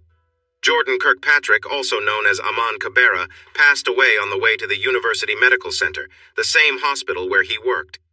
Nicole kept Sophia and Freddie company as they waited. At last, Julie arrived and called for Anne-Marie.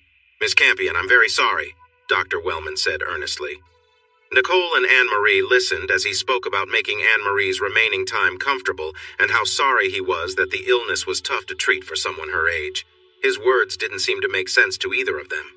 "But I just turned 40, Anne-Marie exclaimed. 41, Mama, Nicole gently reminded her. Really? Anne-Marie asked, still struggling to understand what Dr. Wellman was saying. I know I'm giving you difficult news, Dr. Wellman told Nicole. She could see honesty in his eyes and nodded in thanks. How long do we have? Nicole finally asked. Not more than a year, he estimated. But realistically, I'd be surprised if you make it another 6 months. And what should I do now? Nicole asked him over her mother's loud cries. Jordan's family came to his apartment trying to take everything they could, furniture, stereo, and cookware, claiming it belonged to them. Jerome even tried to get too close to Alicia while their grandmother said nothing. What is happening here? Chris asked angrily from the doorway. Oh, no, he replied. If you say you own all of this, then you also own Aman's bills. You can take his things when you pay for my door, my window, my refrigerator, my mirror, and fixing the stairs and the foyer. Until then, stay off my property. I'll be back for you, Jerome grinned, showing Alicia all his gold teeth, making it clear he had money to take care of her. Don't, Anne-Marie said as Nicole mentioned calling her father. He doesn't. It's not his issue. She decided that the arrogant lawyer who managed her divorce would be the one to prepare her will. She believed the lawyer handling Hank's case was dishonest and would not care about Nicole's or Sophia's needs. Mr. McGregor joked that he could have chosen to be a priest or a lawyer, but he thought he did not look good in black, so he became a lawyer. At least he's Catholic, Anne-Marie sighed as she dialed his office number. Alicia woke up feeling unwell. Suddenly, a sharp pain hit her in the belly and she gasped. She struggled to catch her breath and then fell back to sleep. When she woke again, another pain struck her and she felt scared. Finally, she reached under the bed with her feet and found her cozy slippers. She appreciated her slippers. They were always there within reach. As a third pain hit, she took a deep breath and stumbled to the door. Chris woke up to urgent knocks on his door. Mr. Chris, please help me, Alicia cried in fear. He led her to his bed and helped her lie down. It seems like you might be going into labor, he said, gently wiping her sweaty face with a cool cloth. Oh, she groaned softly. Which hospital do you go to? He asked her.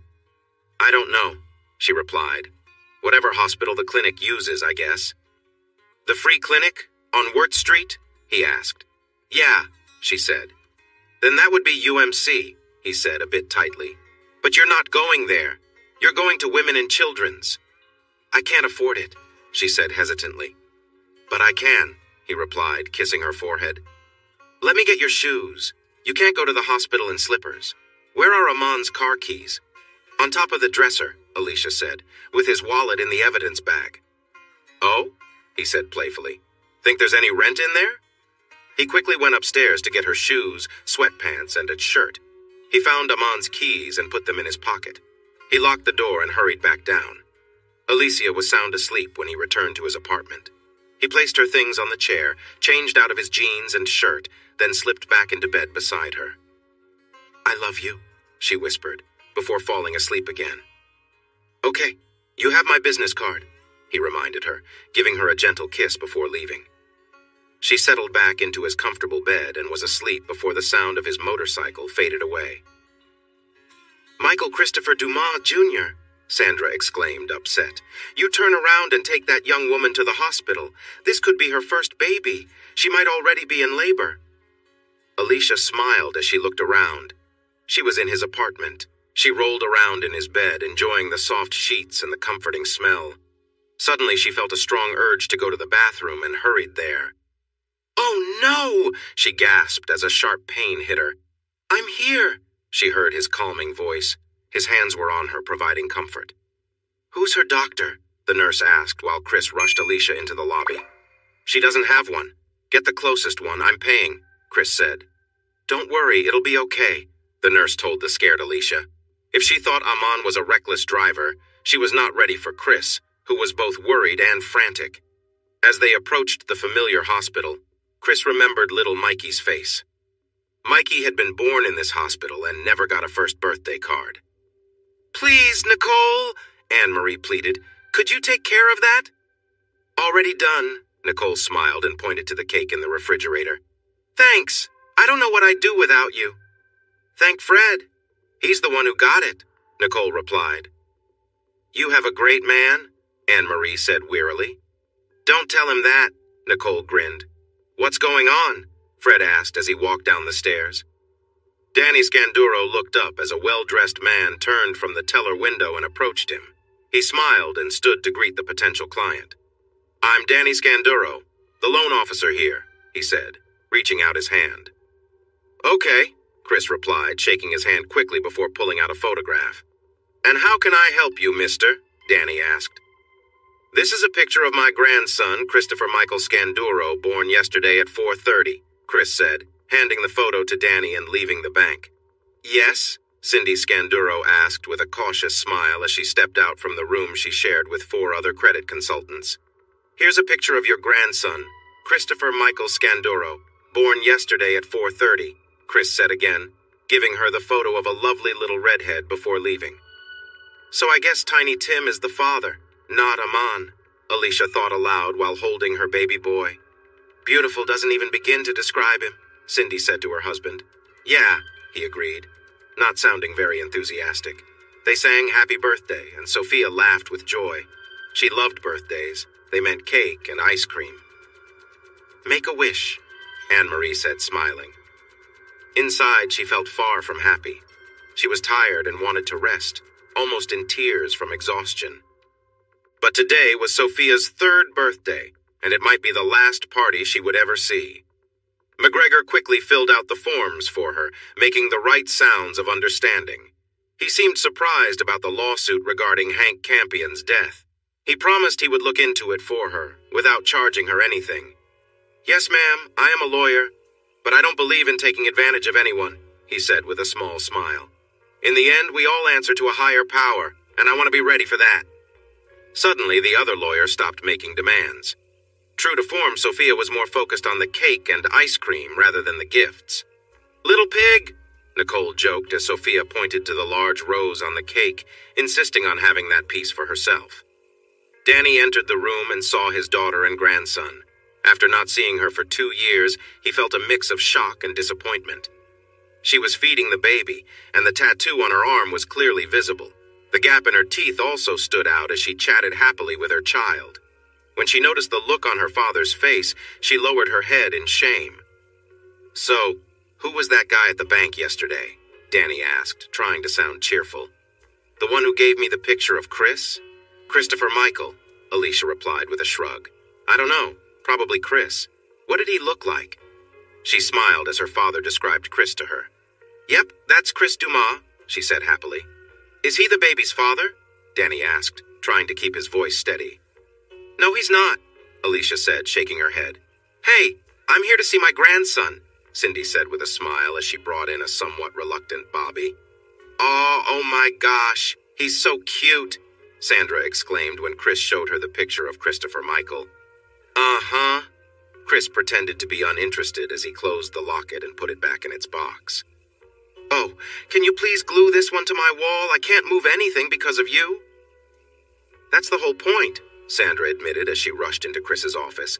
"Oh, I think we'll start a whole new wall for Christopher Michael Dumas," she said while hammering a nail into the wall next to Chris. "It's Christopher Michael Scanduro," Chris corrected, carrying a cup of coffee into the office. "Uh-huh," Sandra replied, sticking the picture to the wall. "What's all this noise about?" Sweet William asked as he walked in. Chris's son, Sandra said, pointing to the picture of the little redhead. That is not my, Chris protested. Don't ask me if it's cute. All babies can be kind of strange looking, Sweet William said, squinting at the picture. They are not, Sandra squealed, playfully hitting his arm. Nicole was unsure whether to laugh or cry when she realized her period was late. Right now, taking care of Mama, Freddie, and Sophia was exhausting for her. Oh well, you're the one who said don't worry about it when he mentioned you were out of supplies, she sighed, a smile creeping onto her face. Danny felt angry as he watched the man kiss his daughter in what seemed like an overly familiar way. Oh, thank you so much, Alicia cheered when Chris gave her the locket with a picture of Christopher Michael inside. Danny cleared his throat and walked into the room. Alicia tossed her hair aside as Chris put the chain around her neck. He couldn't shake the uncomfortable feeling about his daughter's choices. Hi, Daddy, Alicia said, showing her smile with a gap in her teeth. Chris nodded at Danny and the two men shared a tense look. Get your hands off my daughter, Danny wanted to say, but he stayed quiet. It felt like an unspoken agreement. Alicia would continue to live upstairs right above him, even though she spent most of her time in his apartment. Whenever she heard his motorcycle coming home, she would bring Christopher Michael downstairs, smiling widely. Inside his apartment, he'd hold her and whisper sweet things in her ear. If the baby was awake, he'd play with him, and then cook dinner while she shared stories about her day, or they'd talk about his work. She would feed Christopher Michael in front of him, ensuring he saw her caring for the baby. After dinner, they would sit together and watch TV. He had mounted a screen on the wall. Around 10, he would gently send her back upstairs so he could sleep. Then she would carry Christopher Michael upstairs, lay him in the crib Chris had bought, slip into her bed, and cry herself to sleep. She told him she loved him, saying, "Chris, I love you," to which he smiled and hugged her, thanking her. Why didn't he feel the same way? Every time she left, he wanted to say, "Don't go yet," but he stayed quiet. He was much older than her, and felt he had nothing to give this lovely girl. Why she spent her evenings with him was a mystery, but he was thankful she did. When she said she loved him, he wanted to express his feelings for her and for Christopher Michael, but he held back. He thought it would just make him look foolish. And after his past experiences, he wasn't eager to feel that way again. And there's no fool like an old fool, he reminded himself. The windows of her apartment were covered in frost from the chilly November air. He looked up at her kitchen window and smiled broadly. She'd written, "I love you," inside a heart on the glass. He noticed her waving to him and waved back. Danny smiled lightly as Cindy excitedly ran around getting gifts for the baby and her daughter. They hadn't had Alicia at their home for 4 Christmases, and Cindy was determined not to let another one go by without her little girl. Part of him felt a sense of relief. For 3 years, he had feared she might be gone. It was an emotional moment when he learned that she was indeed alive and living just a few miles away. Then he found out she was living with someone else. Thankfully, the baby didn't share that background. Now, she was a different person, changed in ways he hadn't expected. But at least the baby was fine. He looked up and saw Webster Buddy Webb enter the bank. Buddy and Alicia had gone to high school together. He had been Alicia's date for the senior prom. "Hi, Mr. Scanduro," the young man said politely. "I'm sorry," Anne-Marie cried as Nicole wiped her face. "About what?" Nicole asked, holding her mother's hand tightly. "I can't even take care of myself," Anne-Marie wept. "It's okay," Fred said, his eyes filling with tears. "And I won't get to see my new grandbaby," Anne-Marie said sadly. "But he knows you love him," Fred responded gently. "Her," Nicole corrected. "It's a her." "No way," Fred playfully disagreed. "Oh, be quiet," Nicole laughed at her husband's teasing. "Make me," Fred challenged with a grin. "Can't. I just went to the bathroom," Nicole replied quickly. Nicole smiled as Anne-Marie watched the two of them joke around. "Okay, where? Bed or?" Fred asked. "Bed," Anne-Marie said, and Fred carefully helped her onto the hospital bed they had set up in their living room. "Okay, I got a surprise for you," he said, turning on the television. He inserted a disc, and Anne-Marie watched her daughter, Sophia, sitting in a chair with a book. She was signing to Freddie, who lay in his crib, paying close attention. "Rapunzel, Rapunzel, let down your hair," Sophia signed with enthusiasm, then glanced back at the book for the next line. "Oh my gosh," Anne-Marie gasped as she watched her 3-year-old daughter reading and signing. Fred had added soft piano music to fill the silent scene. "She's reading him a story," Fred said proudly. "Can you believe it? She's only 3 and she's telling him a bedtime story." "And we all know who taught her to read," Nicole added proudly as she held Anne-Marie's hand. "That's so beautiful," Anne-Marie whispered, watching Sophia sign the story to her little nephew. "She read the whole book to him," Fred said as they watched the little girl reading and signing. Alicia wiped away her tears and closed the lid on the last box her mother had brought over. Not having much to pack, it didn't take long. "Ready?" Cindy asked with a bright smile. Alicia nodded yes. Cindy knew Danny wouldn't be happy, but she didn't mind. Alicia was their daughter and she belonged with her family. So did their grandson. Usually, Cindy let Danny make all the choices, but not this time. This time, she was standing her ground. Alicia looked at the door of apartment 1 and felt a lump in her throat. She had thought he cared for her, but he never said it.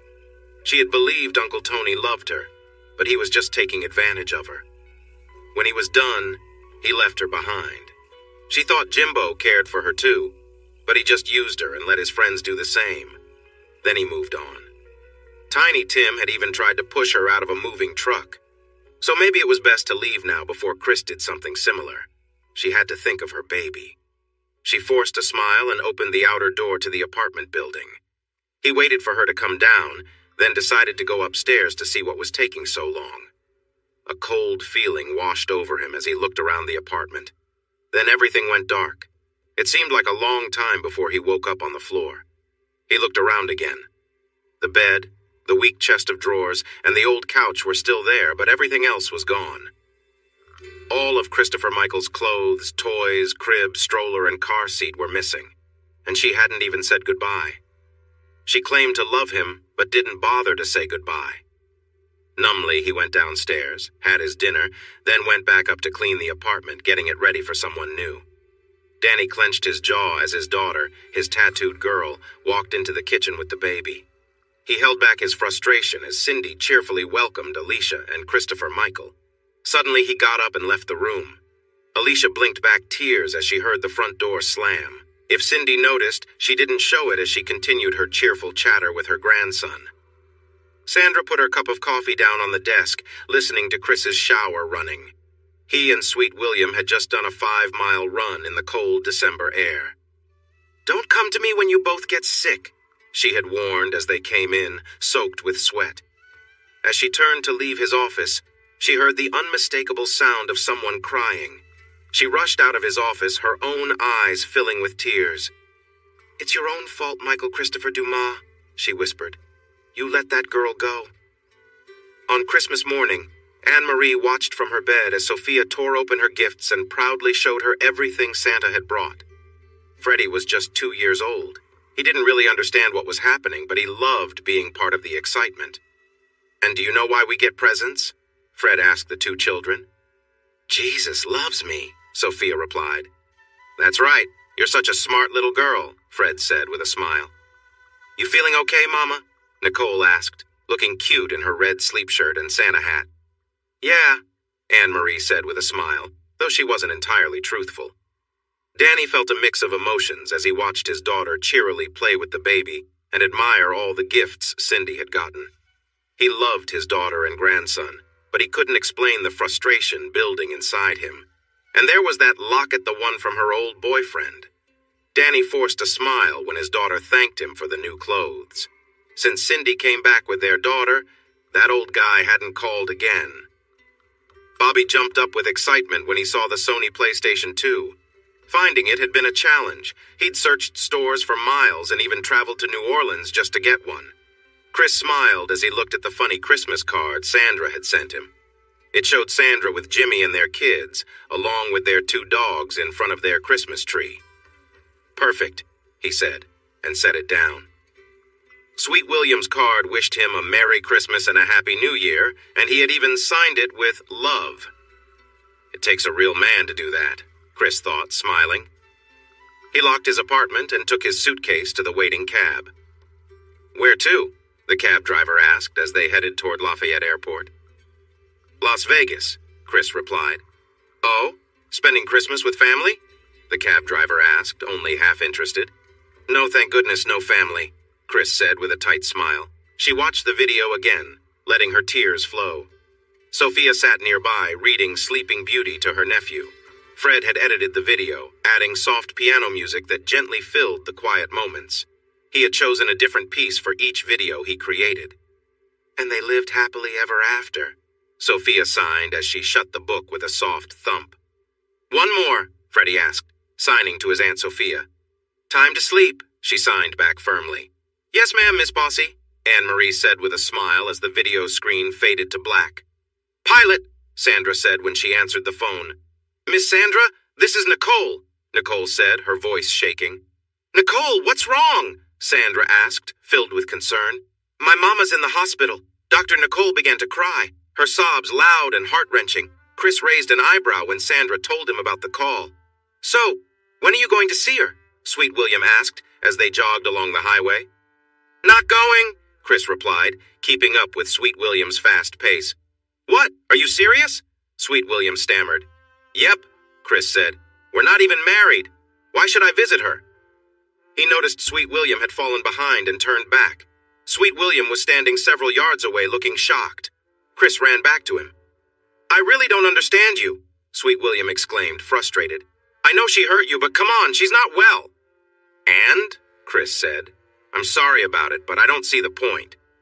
Honestly, I hope we outlive you, Sweet William said as he turned to head back to the office. That's all I'll say. You better hope we do, so at least 2 people will come to your funeral. She was not in pain, just very tired. Her fingers held onto the rosary she had as a child. Even though she couldn't feel it, it brought her some peace. Hi, Chris said softly. Chris? She whispered, surprised. I heard you're not doing well, he said, looking into her brown eyes. I'm dying, she said plainly. I know, he replied. I'm sorry. Chris? She asked. Yes, Anne-Marie? He replied. I know I shouldn't ask this, but, she said slowly, struggling. Anything, he assured her. Please, forgive me, she pleaded. I do, he said. I've forgiven you, and she smiled with relief. She felt his lips brush against hers and felt a moment of happiness. Thank you, Chris, she said. I need you to forgive me too, he said quietly. I haven't been the best. I'm sorry too, Anne-Marie whispered. If you haven't been great, it's partly my fault. Are we good? He asked, and she nodded. Nicole, she said suddenly with urgency. Please help our daughter. She's changed. Promise me you'll take care of her. I promise, he replied. They chatted for a little while longer until she drifted off to sleep, completely worn out. He gently touched her face and then stepped out of her room. She heard soft piano music playing and imagined her daughter, her lovely, brave daughter, singing Rapunzel, Rapunzel, let down your hair. Do you think she can hear that? Nicole tried to hold back her tears as she looked down at her mother. I think so, Fred replied, tenderly taking his mother-in-law's hand. Buddy had not changed at all since high school. He was still immature, self-centered, and a bit arrogant. These were the reasons she had avoided going to the senior prom with him, and why there had never been a second date. But her father liked Buddy, and he seemed to like Christopher Michael, even if he insisted on calling him Chris or Chrissy. It's Christopher Michael, she reminded him again as Buddy showed them around the Baylor Lake cabin his family owned. She smiled, looking at the lake. Spring was her favorite time of the year, and the scenery was beautiful. Her smile revealed the small improvements her father had made for her. And we can dive right off the deck, Buddy said, leaning over the railing to show her how it extended over the water. Oh, I really don't think I want to wear a swimsuit, Alicia replied quickly. Ah, afraid people will judge you? Buddy joked. No, Alicia responded, glaring at him. She felt fine about her body. She had lost most of the weight she had gained while having Christopher Michael, but it was the many tattoos she still had that made her hesitant to wear a swimsuit. Or we could swim without suits, Buddy suggested with a grin. Uh-huh, Alicia said, rolling her eyes. Whatever. She prepared a simple lunch, made them both a green salad, and brought it to the table. Buddy sat back and waited for her to serve the meal without offering to help. Then he left his plate on the table for her to clean up. Whew, he remarked when Christopher Michael needed a diaper change. Alicia waited for a moment to see if Buddy would help change the boy's diaper. Chris had never complained about changing the boy, even when it was a messy situation. Chris had always been eager to assist her, but her father didn't like Chris. He had not liked Tony, who had left her. He hadn't liked Jimbo, who had used her and moved on. Maybe her father was right. Maybe Buddy was someone who could support her. They sat on the deck and watched the sun as it set, creating beautiful colors in the sky. "Careful," she whispered when he reached to touch her. "I'm feeding the baby." She responded to his touch and gave him a kiss. "What's the deal?" he said when she moved his hand away. "It's not like you've never been with someone before." "That doesn't mean I'm ready for everything," she replied firmly. He felt surprised when he saw Anne-Marie lying in her hospital bed. The last time he saw her, she was young and full of energy, looking a bit proud as she held onto Tom Sampo's arm. Chris made himself a drink and stepped out onto his back porch to watch the sunset. The wicker chairs were more comfortable than they appeared, so he sat down and enjoyed his gin and vermouth. Her face looked tired, with skin so thin it seemed like it could tear. "Sweet William, you were right," he said to himself. She had asked for his forgiveness, and he realized he did forgive her. She had wanted him to help Nicole and Fred. She told him that Fred was a good man who just needed some support, especially with very little money coming in and a family to take care of, including 2 kids and another on the way, along with a sick mother-in-law. But Fred never complained or worried those around him. "He's a great teacher," Anne-Marie had said weakly. "Sophia? She's only 3 and she can read. She understands what she reads." "Sounds like a bright little girl," Chris smiled. "Oh God, Chris, you have no idea," Anne-Marie smiled back. A girl from the house behind him stepped out onto her deck, acting like she didn't see him. Chris watched as she applied sunscreen in a playful way before changing her top. Then she laid down, the fence blocking his view. He shook his head and smiled at her playful nature. He knew she wasn't trying to get his attention. She was simply enjoying herself. Later, he expected she would walk around her room with the curtains open, lights on. "Some people are just like that," he said, standing up as his drink was empty. "So?" Danny asked when Alicia and Christopher Michael entered the house. "How was it?" Cindy poked her husband gently. "It was fine," Alicia replied with a shrug. "His parents have a nice place by the lake." "Come on," Cindy whispered to Danny. "What?" "I just asked how my daughter's date was," Danny said. "Uh-huh," Cindy replied, not believing him. Father Dave held the woman's hand kindly, preparing to give her the last rites. "Go in peace, my child," he said to Anne-Marie. He stepped into the hospital hallway and smiled at Nicole, Freddie, and Sophia. "Hi," he signed to Sophia. "Hi, Father Dave," she replied with a smile. "Okay, that's all I know in sign language," he joked, signing "I love you" to her. "That's plenty," Nicole said. "More than most people know." "See you all this Sunday?" he asked. "We should, unless," Nicole replied. Chris walked upstairs to his bedroom and looked out the window. The girl was walking around in her bedroom, a towel casually wrapped around her body. Now and then she would lift the edge of it, giving him a brief view of her. He had purchased the house right after New Year's. When he came back from Las Vegas and entered his apartment, he felt a wave of loneliness. On January 2nd, he called a real estate agency and asked to look for houses in Bender or DeGard. They found a house on January 4th, and he made an offer immediately. Sandra and Sweet William helped him choose the furniture, and he realized they had a better sense of style than he did. The girl was now putting lotion on her legs while sitting on the edge of her bed. This position allowed him to catch glimpses of her as she worked. "Uh-huh," Chris smiled as the girl looked toward his room. "Like I'm going to return the favor?" It was a 4-bedroom house, and both Sweet William and Sandra asked him why he needed such a big place. He didn't really have an answer. The previous owners must have had children because there was an almost new swing set in the backyard. That swing set had made Chris decide to buy the house. "I have a grandson," he finally told Sandra. "You never know. Nicole might need me to babysit one night. Freddie will have a swing set to play on, and his own room for naps." "Uh-huh," Sandra replied, and chose a racing car bed along with a chest of drawers for the child's room. "That is cute," Chris smiled. She could hear the music from the piano and saw her lovely little girl sign, "And they lived happily ever after." All her exhaustion faded away, replaced by a wonderful sense of calm. The brightest light she had ever seen surrounded her, but it didn't hurt her eyes. "God?" she asked in awe. Nicole cried out in despair as the monitor showed a flat line. "Hello?" Chris mumbled sleepily as he answered his phone. "Daddy?" Nicole's voice came through. Cindy was polite as she sat on the deck of the lake cabin with Danny, Alicia, Bobby, Christopher Michael, and Buddy with his parents. She felt uneasy around the Webbs and often wondered why Danny liked them. "Yeah, Jack and I argue about religion," Susan laughed, having had a few drinks. "He thinks he's right, and I don't."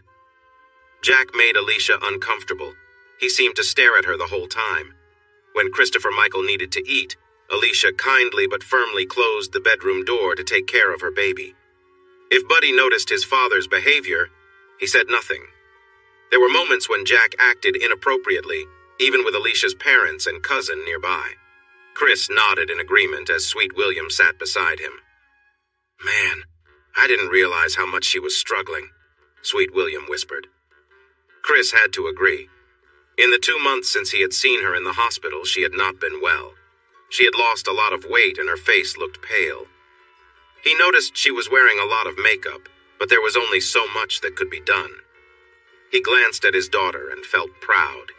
She was handling the service with calmness and grace, so different from the girl she had been just 4 years ago. "Dad?" she asked as she walked down the aisle to him. "Will you be one of the pallbearers, please?" "I would be honored," Chris said, and she smiled softly. "Hi, Mr. William," she said, looking past her dad at the tall man. "I need one more pallbearer." "It would be my honor. I always cared for your mother," Sweet William replied. "Good. Then you all need to come sit up here," Nicole said, pointing to a pew near the casket where Fred and 3 other men were already sitting. "I need to talk with you," Chris said quietly to Fred as they stood in the condo where Anne Marie had lived during her last year. They stepped outside into the warm, humid air, speaking softly. Nicole's eyes widened in surprise when Fred walked into the living room. "Did you know that your mother left a life insurance policy worth $250,000? He whispered to his wife. "She did what?" Nicole asked, unable to believe her ears. "Yeah, and she told your dad she wanted the money to fund my college?" Fred said.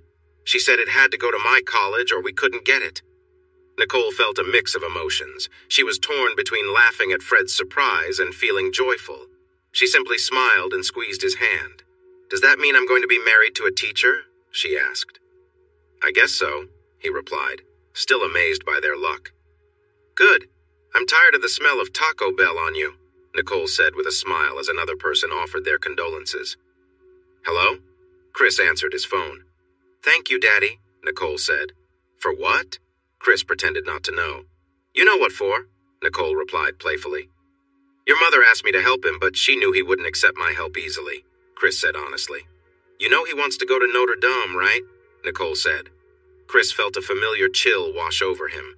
Just when he thought he could reconnect with his daughter, complications were threatening that again. "Come on, Chris, be mature," he chided himself. "Well, at least he's Catholic," Chris said out loud.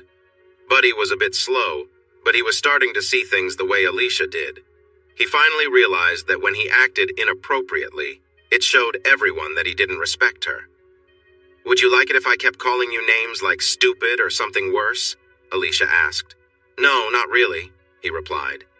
"Well, that's kind of what you're doing when you act like that in public," Alicia explained. But inside, he was just as rude and pushy as always. She wondered why her dad liked Buddy so much and why he wanted her to date such a bold young man. Danny frowned. Someone had been messing with the items on his desk again. The picture of Alicia and Christopher Michael was facing him once more. He kept trying to turn it away, but someone kept putting it back.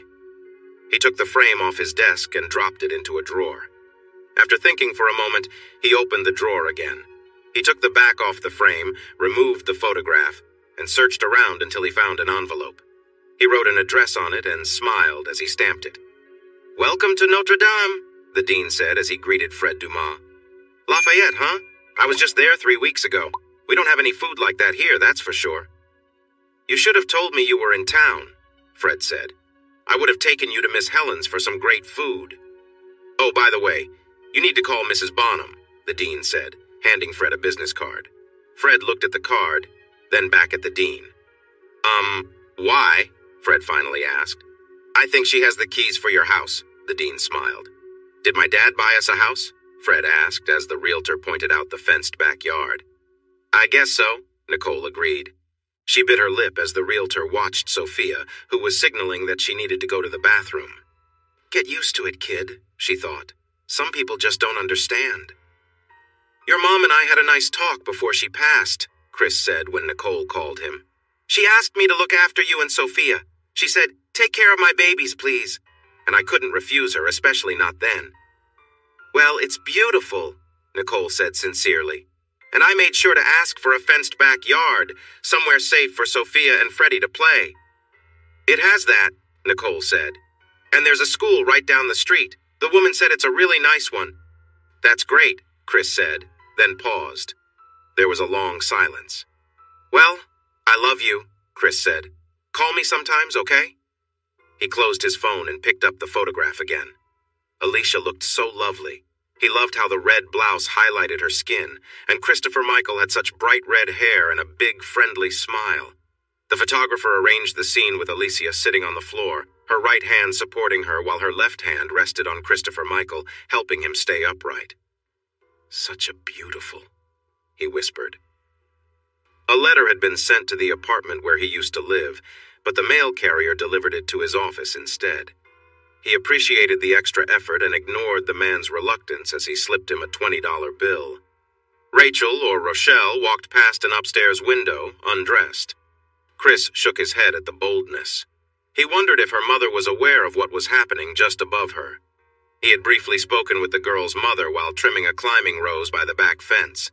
The very large woman approached him and seemed out of breath by the time she reached the fence. Chris looked down at her from the ladder he was on. He noticed Rachel's younger sister, Tanisha, trying to stay hidden. Being polite was important, as they were neighbors. He pushed back any discomfort he felt at her appearance. Chris learned that Rachel, or Rochelle, was a student at the University of Louisiana at Lafayette, studying without any clear goals for her future. In contrast, Tanisha worked as a stock clerk at Early's grocery store. Well, my son-in-law is a student at Notre Dame, he said proudly. He's majoring in education. My daughter is excited to become a grandmother soon. I already have one grandson and another on the way. Fred thinks it's a boy. Nicole thinks it's a girl. Are you married? Claire asked directly. Chris replied. Yes, they're married. No, are you married? Claire clarified. Me? Chris said, taken aback. No, He searched his thoughts quickly. Engaged, he finally said. Oh, Claire responded, and then turned to walk back to her house with Tanisha following quietly. Goodness, Chris thought, watching them go.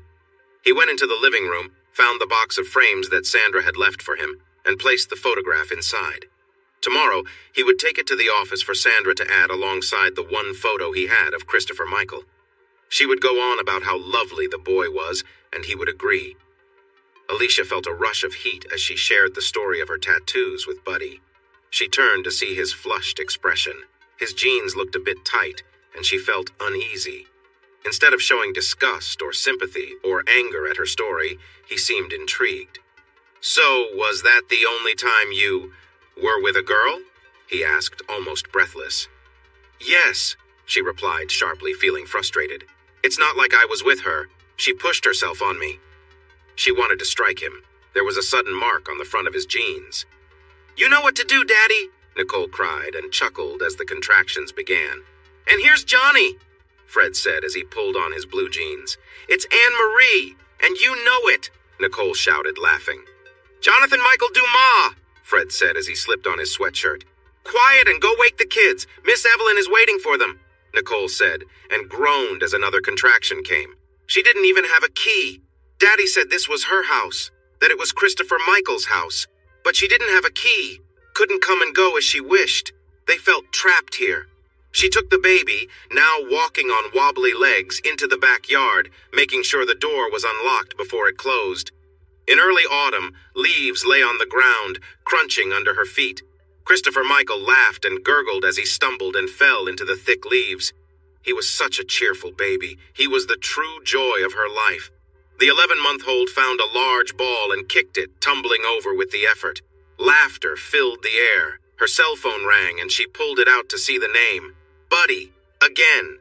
Since last night, when she insisted he take her home, he'd been calling and leaving messages. She had listened to his apologies, but it was obvious he didn't really understand what he was sorry for, nor why she was so upset.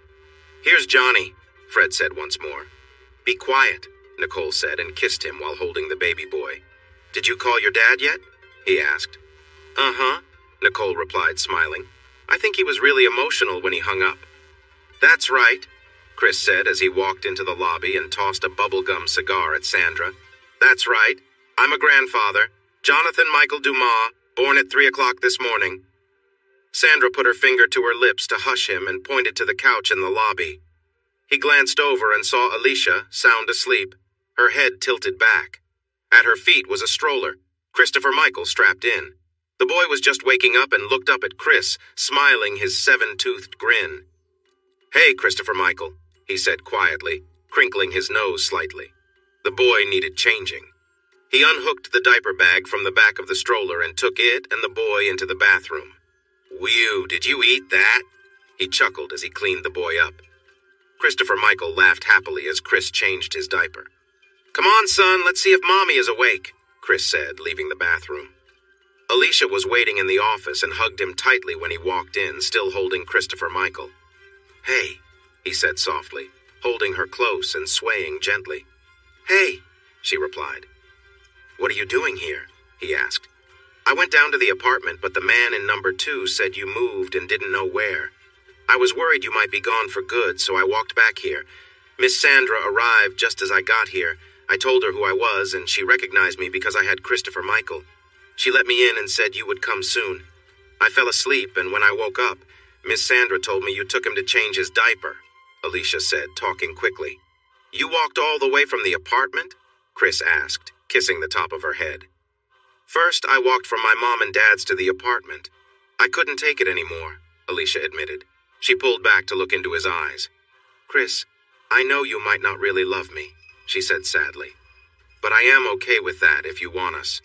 "Don't really. Are you joking? I love you more than I can express, more than words can say, but," Chris said, surprised. "You do?" Alicia asked, barely able to believe it. "When I lost you, my happiness disappeared," Chris replied. "You can ask Sandra. I've just been moping around without a smile on my face." "Sandra, I need to borrow your car," Chris said as he rushed out of his office. "Of course," she said, handing him the keys to the car he had given her as a Christmas present. "And I'm taking the rest of the day off," he added. "Not expecting to see you until Monday," she replied. "Oh," Chris said, realizing something. "And look, there's a swing set.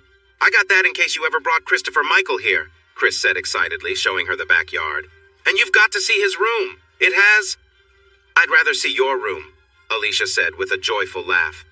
"By the way, you have a beautiful smile," he said and kissed her again. "Yeah, you like my new teeth?"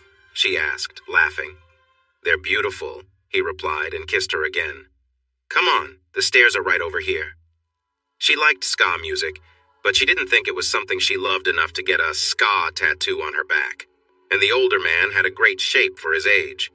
"Oh no!" Alicia shouted. "Oh no, sweetie!" Chris laughed. He had just changed the sheets the day before, but it looked like he might need to do it again. The bed was wet with several spots, as if he and Alicia were trying to make up for lost time. Sophia asked if the man was her brother, and Nicole said it was her nephew. "Want brother," Sophia said. "Okay, brother," Nicole replied. "Good," Sophia smiled. "Here, Johnny." "Fred," Nicole shouted. "Come on, teaching her things like that." "Next will be Anne-Marie," Fred said, giving his wife a kiss. "Uh-huh. Think I'm ever going to let you near me again?" Nicole said with a pout. "Teaching her, here's Johnny?" Chris searched through the dresser and found what he was looking for. Alicia smiled when he came closer, but frowned a bit when he knelt next to her by the bed. "I wish I could make this really special, like fly you to Paris or something, but I'm worried if I wait too long, I might miss my chance. Alicia, will you marry me?" His mother's ring fit her perfectly, and she kept admiring it. For the first time, he noticed how small the diamond was. "I'll get you a better ring tomorrow," he promised. "Oh, no, you won't," she said firmly. "Nothing else would be as perfect as this. This is my ring." Cindy was really happy and relieved to hear about Alicia and Chris's engagement.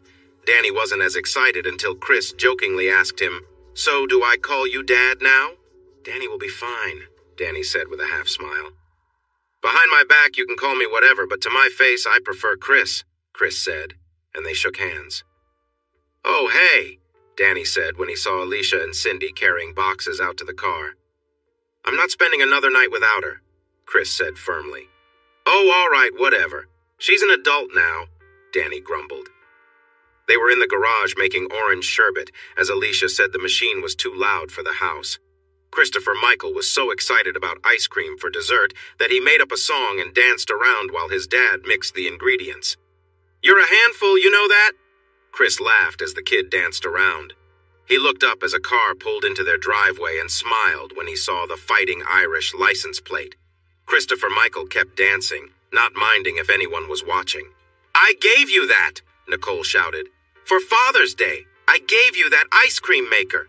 I was 12, and wow, I can't believe you still have that thing." "Hi, how are you?" Chris said with a big smile as he hugged his daughter and kissed her on the forehead. "When did you all get into town? How long are you staying? Where are my grandsons?" "Whoa, who's that?" Christopher Michael said in surprise as Sophia got out of the car. "That's Sophia, right?" Chris asked. "Come here and meet your sister, Nicole." "Hi, Sophia," Christopher Michael said, reaching out his hand. "I'm Christopher Michael Dumas." Sophia stared at him and then looked at Nicole. "Name Christopher Michael," Nicole signed. "Shake hands." Sophia looked back and shook Christopher Michael's hand but tried to pull away. Christopher Michael held on tight. "Come on inside, you have to see my room," he said excitedly, trying to guide her toward the door leading into the house. "Naole!" Sophia shouted, looking for Nicole. "Son," Chris said gently, "she can't hear you, she's deaf. You're speaking really fast and she doesn't understand."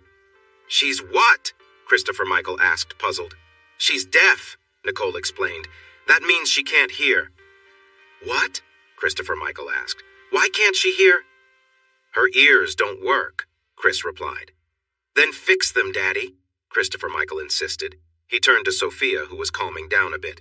"My dad can fix anything. You should see his motorcycles. He built them himself. He even lets me ride them. Come on, I'll show you." "I don't think he gets it," Nicole said sweetly to Sophia.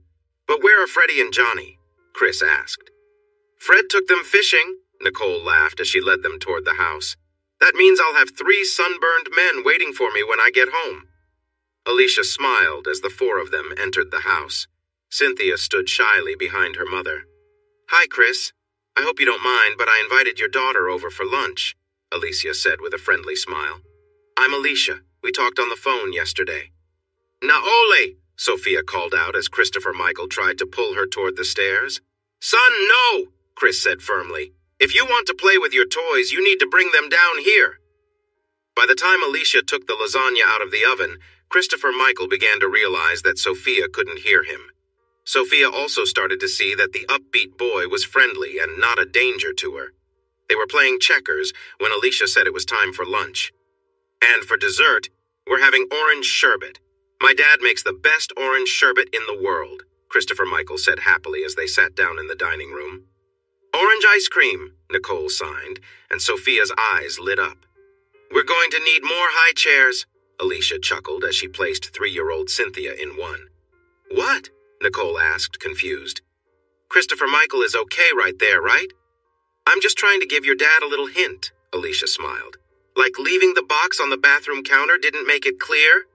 Chris joked lightly. They said a quick prayer before digging in eagerly. Sophia looked up and saw Christopher Michael staring at her. She made a silly face, and he smiled and blew her a kiss across the table. She gasped and turned to Nicole with a look of surprise. "He's silly," she signed to her sister. "No, he likes you," Nicole replied. True to her guess, Fred, Freddie, and Johnny were all sunburned and covered in bug bites when she and Sophia got back to the apartment they were renting. "Sophia has a boyfriend," Nicole said with a grin as Fred finished telling her about their fun day out in the basin. "Oh, no, she doesn't," he said, overly protective of his little girl. "Calm down, Dad," Nicole said. "She's almost 8. It's bound to happen." "One more," Freddie begged as Sophia finished reading The Princess and the Frog to him and Johnny. Sophia didn't reply. She was focused on the drawing of the handsome prince who looked nothing like Christopher Michael. "One more," Johnny signed, tapping his bed to get her attention. "Cinderella," Freddie demanded. Sophia smiled. Cinderella had long blonde hair just like hers. "Mom," Christopher Michael said seriously, "I just want you to know, even though I love you, I care about someone else." "You mean Sophia?" she asked as she tucked him into bed. "Yes," he replied earnestly. "But what about Patty?" Alicia asked. "I thought you liked her." No, she's nice and all, but Mom, you don't get it. When Sophia got out of the car, it felt like there were hearts all around her," Christopher Michael said dramatically. She laughed when she shared the story. Chris smiled and held her tight. "You're laughing, but I was there when she got out of the car. That boy was taken with her right away," Chris said. He looked up when he heard a knock at the door. "What do you want, buddy?" he asked Christopher Michael playfully. "We need to invite Sophia to my birthday party, remember?" "It's in 15 days, Christopher Michael said. "I thought you were in bed," Alicia replied firmly. "I was, but I realized, oh my God, she thinks I'm a kid. She doesn't know I'm almost 5, Christopher Michael explained. "Okay, I already told Nicole about it, but I'll send an invitation tomorrow," Alicia promised. "That long?" Christopher Michael asked, disappointed. "Mail doesn't run at night, Christopher Michael," Chris said. "Now come on, it's time for you to sleep." "When you saw Mommy, did you see them too?" Christopher Michael asked his father. "The hearts?" "Yeah, and you know what?" Chris said as he tucked the blanket around the small child. "What?" Christopher Michael wondered. "I still do. I see all these hearts just floating around her," Chris admitted. "Oh my gosh," Nicole laughed. "I just remembered, his birthday is next Saturday." "Whose?" Fred asked, looking up from his computer. "And you know whose birthday is next Sunday, right?" Nicole continued, glancing at the invitation. Christopher Michael was polite to the other guests in the busy pizza place on Johnson Street. Most were from his pre-kindergarten class at St. Richard's, but he kept watching the front door eagerly. "Woohoo, there she is!" he shouted when Sophia, Nicole, Freddie, and Johnny arrived, with Fred coming in last. "She's learning to read lips. It's hard for her since she's never heard words before," Nicole told Alicia while they observed the kids. "Fred's teaching her. He's the best at it, but finding work has been tough. I was really glad to finish school in just 3 years," Fred shared with Chris and another dad who had come to the party. "I thought I'd get a jump on job hunting, and Nicole wanted to come back home where people don't mispronounce our last name." "And?" Chris asked, smiling as Christopher Michael moved aside for Sophia to take her turn at the video game. "Not as easy as I thought," Fred admitted. "Maybe in Lafayette," Chris agreed. "You should try St. Thomas Aquinas. It's just down the street from us." "Okay, I will," Fred promised. "Happy birthday to you," they sang, and Christopher Michael smiled as Sophia, sitting next to him, signed along with the song. "Hey, Christopher Michael, could you take your eyes off her for a second and make a wish?" Alicia nudged the boy gently. "Uh-huh," he mumbled, and quickly blew out the candles. "Did you even make a wish?" she teased. "Uh-huh," he replied. "Give her the big piece, the one with the rose on it." "Wow, it must be love if he's giving her the piece with the rose," Alicia giggled at Nicole. "This is Brother Dominic," a gruff voice said. "Hey, Dominic," Chris replied. "I'll get straight to the point. My son-in-law needs a job." "That's what I appreciate about you," Brother Dominic said. "No greetings or small talk, just, my son-in-law needs a job." "All right, fine. I see you like to keep things short when you need something, but I'll go along with it," Chris smiled. "Hi, Dominic. How are you? How are things going? My son-in-law needs a job." "Now that's better, cousin," Brother Dominic chuckled. "Send him in." "Thank you, cousin," Chris replied sincerely. "Oh, great. Bring them to me all hyped up on treats," Cindy joked as Chris and Alicia dropped off Christopher Michael and Cynthia. "Uh-huh," Chris smiled. "And to make sure we stop by for some espressos, they should be full of energy. Grandma." "Stop it," Cindy laughed. "Be careful tonight. You know I worry about you guys on those motorcycles." "Thanks, Mom," Alicia said as she placed the diaper bag on the couch. "Cynthia's not quite ready for potty training yet. I let her wear diapers while she sleeps, just in case." "Don't worry, I can handle a little girl," Cindy smiled. And she has long blonde hair and a beautiful smile, Christopher Michael told his grandfather as he led him down the hall. Hey! Chris smiled as his father-in-law entered the room, being guided by Christopher Michael. Did you hear this boy has a girlfriend? Danny asked, serious. And she's really pretty, Alicia added. Definitely, Christopher Michael agreed, nodding seriously. Chris shook his head as Alicia used the electric starter on her motorcycle instead of kick-starting it. She grinned at him when it took him 3 tries to start his bike and blew him a kiss before putting down her helmet's visor. When April had called to tell him about Jimbo's passing, he was unsure how to tell Alicia. We need to go to the funeral, Alicia finally said. Are you all right with that? He asked. Chris, that was a long time ago, she replied softly. I don't have the tattoos anymore. Except, he started and she smiled. Except for that, she said. And that's just for you. The word was still marked on her skin. Mr. Dumas, I am yours, she told Chris. And don't forget it.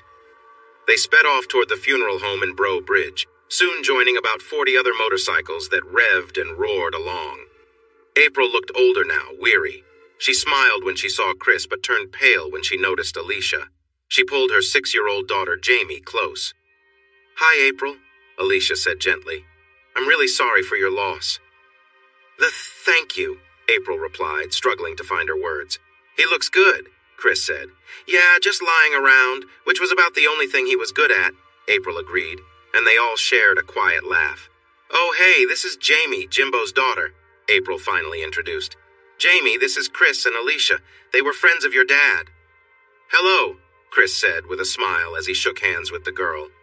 I have a son who is about your age, Alicia added cheerfully. He's 5. How old are you? I'm 6.5, Jamie replied with a hint of pride.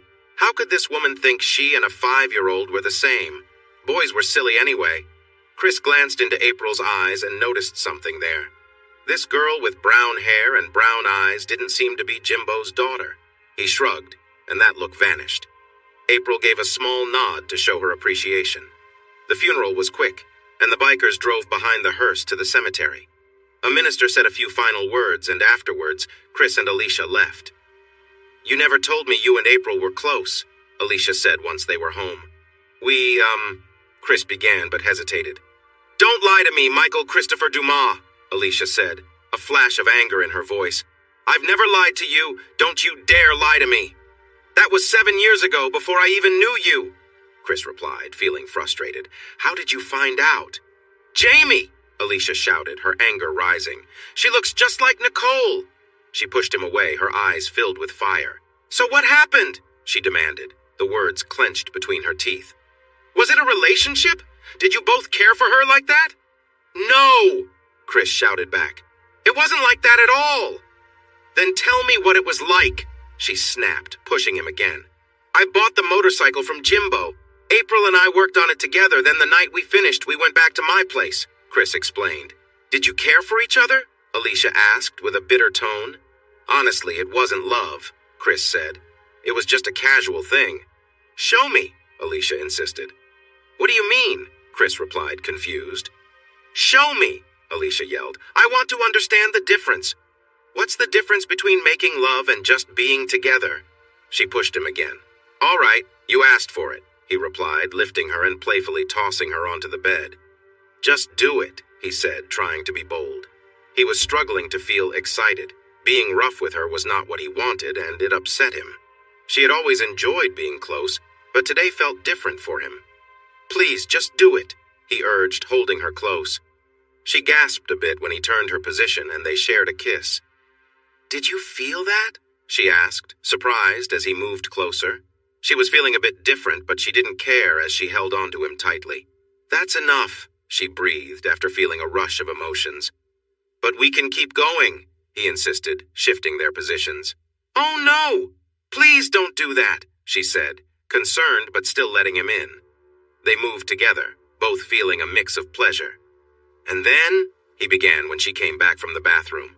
No! She yelped as he gently pulled her back onto the bed. They shared a deep kiss, feeling connected again. Then she left and I didn't see her again until now, he said, resting beside her. After everything, who could blame her? she commented. That was a lot. You asked, he replied. Uh-huh, she said, then leaned in closer. She kissed him softly, and he began to feel closer again. Think you can make me feel like that again? She teased. Did I tell you to stop? He replied playfully. Hey, how's it going? He asked, as Nicole, Sophia, Freddie, and Johnny walked into his office. Pretty good. Fred's enjoying his trip to St. Thomas right now.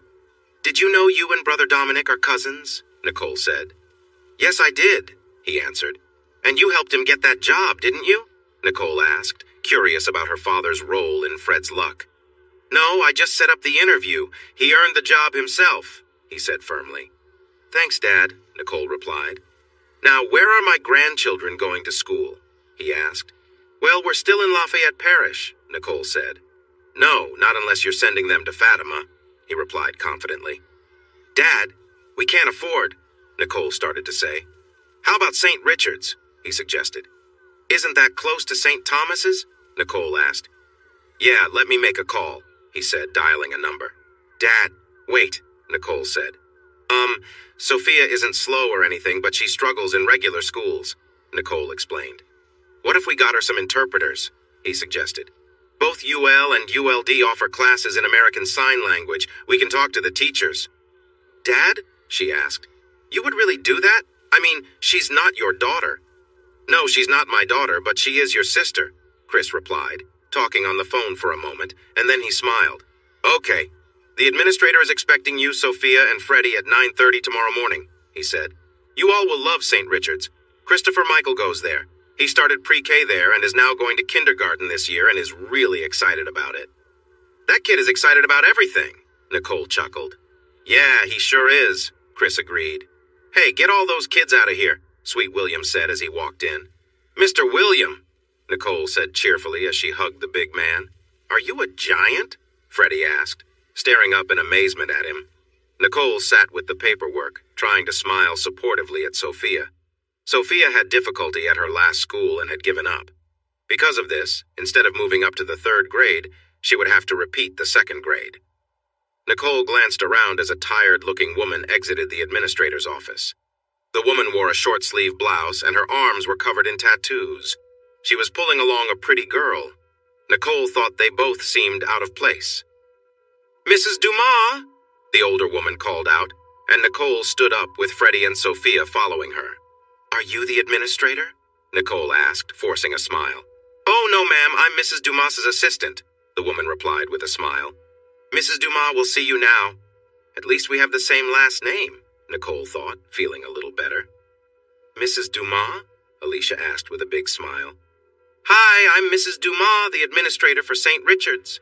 Mama, why are you crying? Jamie asked her mother. Because, honey, I'm happy, April said, her voice shaky. You're going to get a really good education, and that makes me happy. At first, April was surprised when she received the information packet from St. Richard's. She hadn't planned to enroll Jamie in the school. Jimbo had left them without insurance and no money. They had already sold the motorcycles to cover many bills. Anything else of value had been sold when Jimbo got sick. When Mrs. Dumas followed up with a phone call, April decided to come in for an interview. The older woman had welcomed her and Jamie into the office, and April felt uneasy when Alicia turned around from the computer and smiled. The smile faded when April instinctively pulled Jamie behind her, her eyes connected with April's. I would never hurt you or your daughter, she softly told April. Please, take a seat. We want Jamie to go to St. Richard's, Alicia said as April and Jamie sat on the wooden chairs in front of Alicia's desk. We can't afford that, April replied. No, there's someone who will pay for everything until she finishes college, Alicia explained, making it clear to April who this person was. Plus, there will be $200 a month for clothes and school things. Are you serious? April said, then blushed, remembering where she was. Please, Alicia said. It would mean a lot to Chris and me. When Chris and I got married, he encouraged me to finish college. I only had 3 more semesters left, Alicia told Nicole, who was still amused by her father's and stepmother's little trick. I earned my degree in early childhood education with a minor in business. Sister Andrea retired, and brother Dominic, Chris's cousin, asked me if I wanted a job at church. Chris and I don't need the money, but I wanted to do something other than just stay at home, so... And when Fred and I moved back to Lafayette, Nicole chimed in happily. We wanted you to be part of the St. Richard's family, Alicia smiled. He won't say it, but all he wants is to care for you and his grandchildren. Hey, is your dad home? Sweet William asked Christopher Michael when he opened the door. Yeah, Mr. Sweet, come on in, Christopher Michael replied, opening the door wide. Hey, Chris said, surprised when Sweet William walked in. Hope I'm not interrupting anything, Sweet William said. No, just watching the news. Alicia's cooking. Are you staying for dinner? Chris asked. No, I have plans, but I wanted to talk to you, just us, Sweet William said, nodding toward the back porch. Sure, Alicia, Chris called out. Yeah, she replied. Sweet William and I will be out on the back porch, Chris said. Okay, Alicia responded. Is he staying for dinner?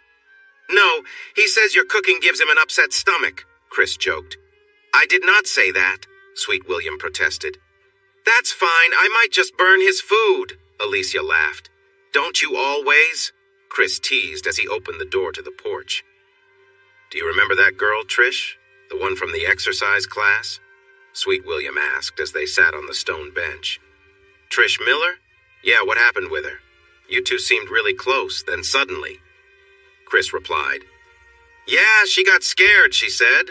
Sweet William shrugged. Last week she comes over and says, Hey, guess what, Dad? And I thought, oh no, she was so excited. Come on, man, just talk normally, Chris laughed. Oh, I keep forgetting. You're not used to this, Sweet William said with a grin. She's having a baby. So? Chris asked directly. What are you going to do about it? Look at you and Alicia. You both have so many kids and want even more, Sweet William said, watching as Christopher Michael ran out of the house. Hey, Mr. William, Chris and I are talking, Chris said to the boy. Nah, he's just fine, Sweet William smiled at the boy. So? Chris repeated. What's your plan? Well, I asked her to marry me, Sweet William announced joyfully. I came to ask you to be my best man. Why not? You were mine, Chris said, giving his friend a hug. Wow, you're getting married, Mr. Sweet, Christopher Michael exclaimed.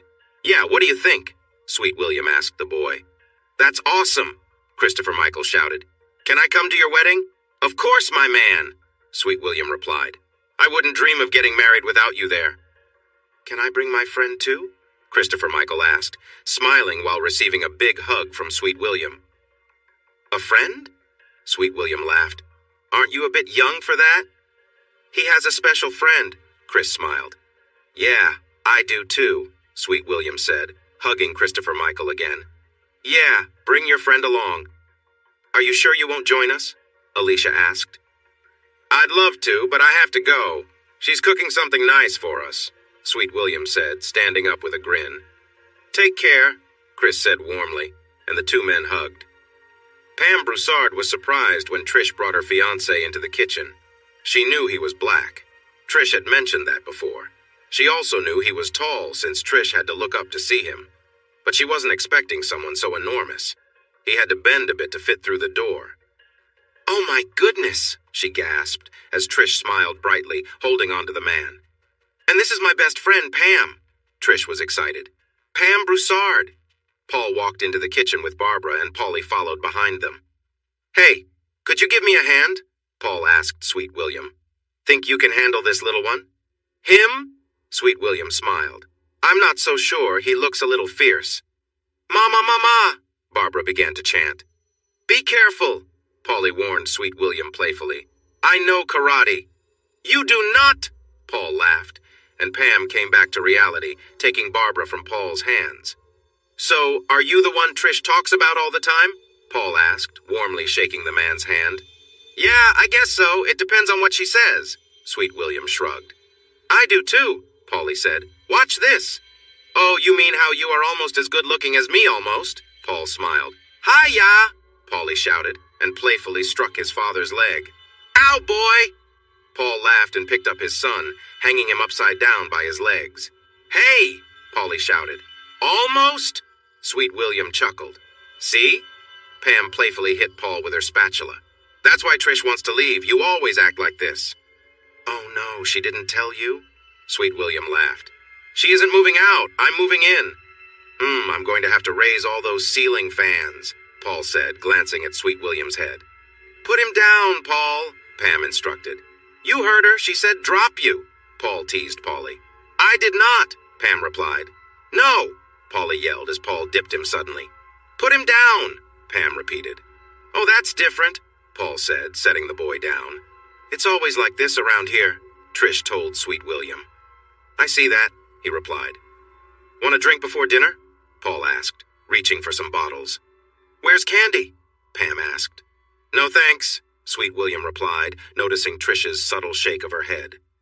Getting ready to wake her up, Paul said. Come on, let's go to the living room and let Pam cook that mystery meat, Trish suggested. You know how she is. We never know what we're eating. Darn it, Trish, Pam yelled.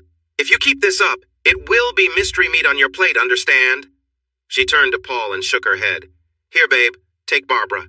I need to finish dinner before it burns, Pam said, giving her daughter a big kiss. By the way, I saw April today, Alicia said. Oh, yeah? Chris asked, feeling a bit tense. Yeah, you're paying for Jamie to go to St. Richard's, Alicia informed him. Wow, I'm such a generous guy, huh? Chris replied, relaxing. And you're sending April $200 a month for expenses, Alicia continued. Man, I really am nice, huh? Chris said. Alicia, that girl is yours, you know it, she said. I know, he agreed. Jamie Christine Hollister, Alicia stated. Gee, I wonder where the Christine comes from. I wouldn't know, Chris replied. Oh, come on, Chris. Christine and Chris, get it? Alicia said, smiling. Nope, I didn't go to college like you all did, Chris said, giving his wife a playful squeeze. Stop it, you're way smarter than any of us, Alicia said with a giggle. Do you think $200 a month is enough? Chris asked. I'll ask her when I see her next time, Alicia promised, reaching under the blanket playfully. She teased him a bit before asking, Do you think you could... Do you mean that? He replied with a teasing tone. That's Mrs. Dumas, April told Jamie as she buttoned up the child's uniform shirt. You listen to everything she says, okay? If she tells you to stand on your head, you say, yes, ma'am, and do it, understand? Yes, ma'am, Jamie replied eagerly. Here, this is your lunch ticket, April said as she placed it in the child's backpack.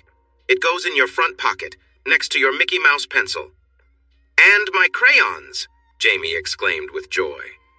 And your crayons, April confirmed, smiling. April hid behind a tree and watched as bus number 142 arrived. Jamie climbed aboard and April wiped away her tears before walking back toward the trailer. This is Mrs. Dumas, Alicia answered the office phone. She's on the bus, April managed to say through her tears. My baby is on her way to school. That's great, Alicia responded, a bit puzzled. This is April, she cried. I just don't know how I'll ever repay you. Hi, April, Alicia said, her understanding growing. You don't need to thank me. Chris and I are happy to help, okay? If she needs anything, let me know, April promised. I told her to be good. If she isn't, please tell me. I'm sure she will be the best little girl in first grade, Alicia reassured April. After they hung up, April sighed as Zach began to cough again. They were both very sick and had shared needles, but Zach seemed resigned to his fate. April, on the other hand, fought to hold on, worried about what would happen to Jamie if she were gone. Zach blamed everyone but himself for his illness.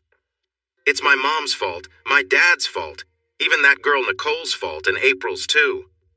No one forced that needle into your arm but you, April reminded him firmly. At least she knew she was the only one to blame for her own struggles. His attention had been so obvious, almost funny, as she walked through the grocery store aisles. She jokingly said, Unless you can do it as well as my girlfriend, and laughed when Zach confidently replied, Who do you think taught her? They returned to the trailer where Zach was staying on the floor of Rudy's apartment. Jimbo and Big Mike were focused on their work, not even glancing up as they cooked their drugs. April checked on little Jamie, who was still asleep, and then pulled Zach into the bedroom.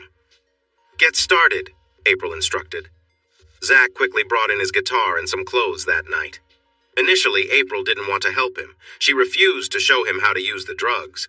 But Big Mike was eager to have another customer, so he taught Zach how to prepare the drugs and find a suitable spot. To be fair to Big Mike, he had no idea that his girlfriend had a serious illness. He didn't know he was putting his friends at risk. and by the time he found out, it was too late for Jimbo, who had moved on. "Do you have any cigarettes?" Zach asked after he coughed. "This is my last one. You're not getting it," April replied, pulling a cigarette from the pack. "Come on, that's not fair," Zach complained.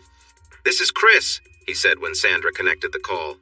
"Chris, it's April," she said. "Can I come see you about something?" Christopher Michael made sure to sit next to Sophia at Mr. Sweet and Miss Trish's wedding. His dad looked important in his tuxedo, assisting Mr. Sweet. The little helper for Miss Trish seemed out of place next to everyone else. Paul and Cindy were together, with Paulie on Paul's left, Barbara on his lap, and Candy in Cindy's lap. "I promise to love and cherish you for as long as we both shall live," William said, and Trish smiled as tears streamed down his face. "The ring is a circle. It has no beginning and no end. It's a symbol of their love," the minister said. The celebration was next door in the church hall. "Yeah, JT's my guy!" Christopher Michael cheered when the DJ announced he would play a Justin Timberlake song. He jumped up from the banquet table and rushed over to where Sophia was sitting. "Naol!" she exclaimed in surprise as he tried to pull her onto the dance floor. "Just give it a try," Nicole encouraged her. "Da!" Sophia called out, hoping Fred would help her.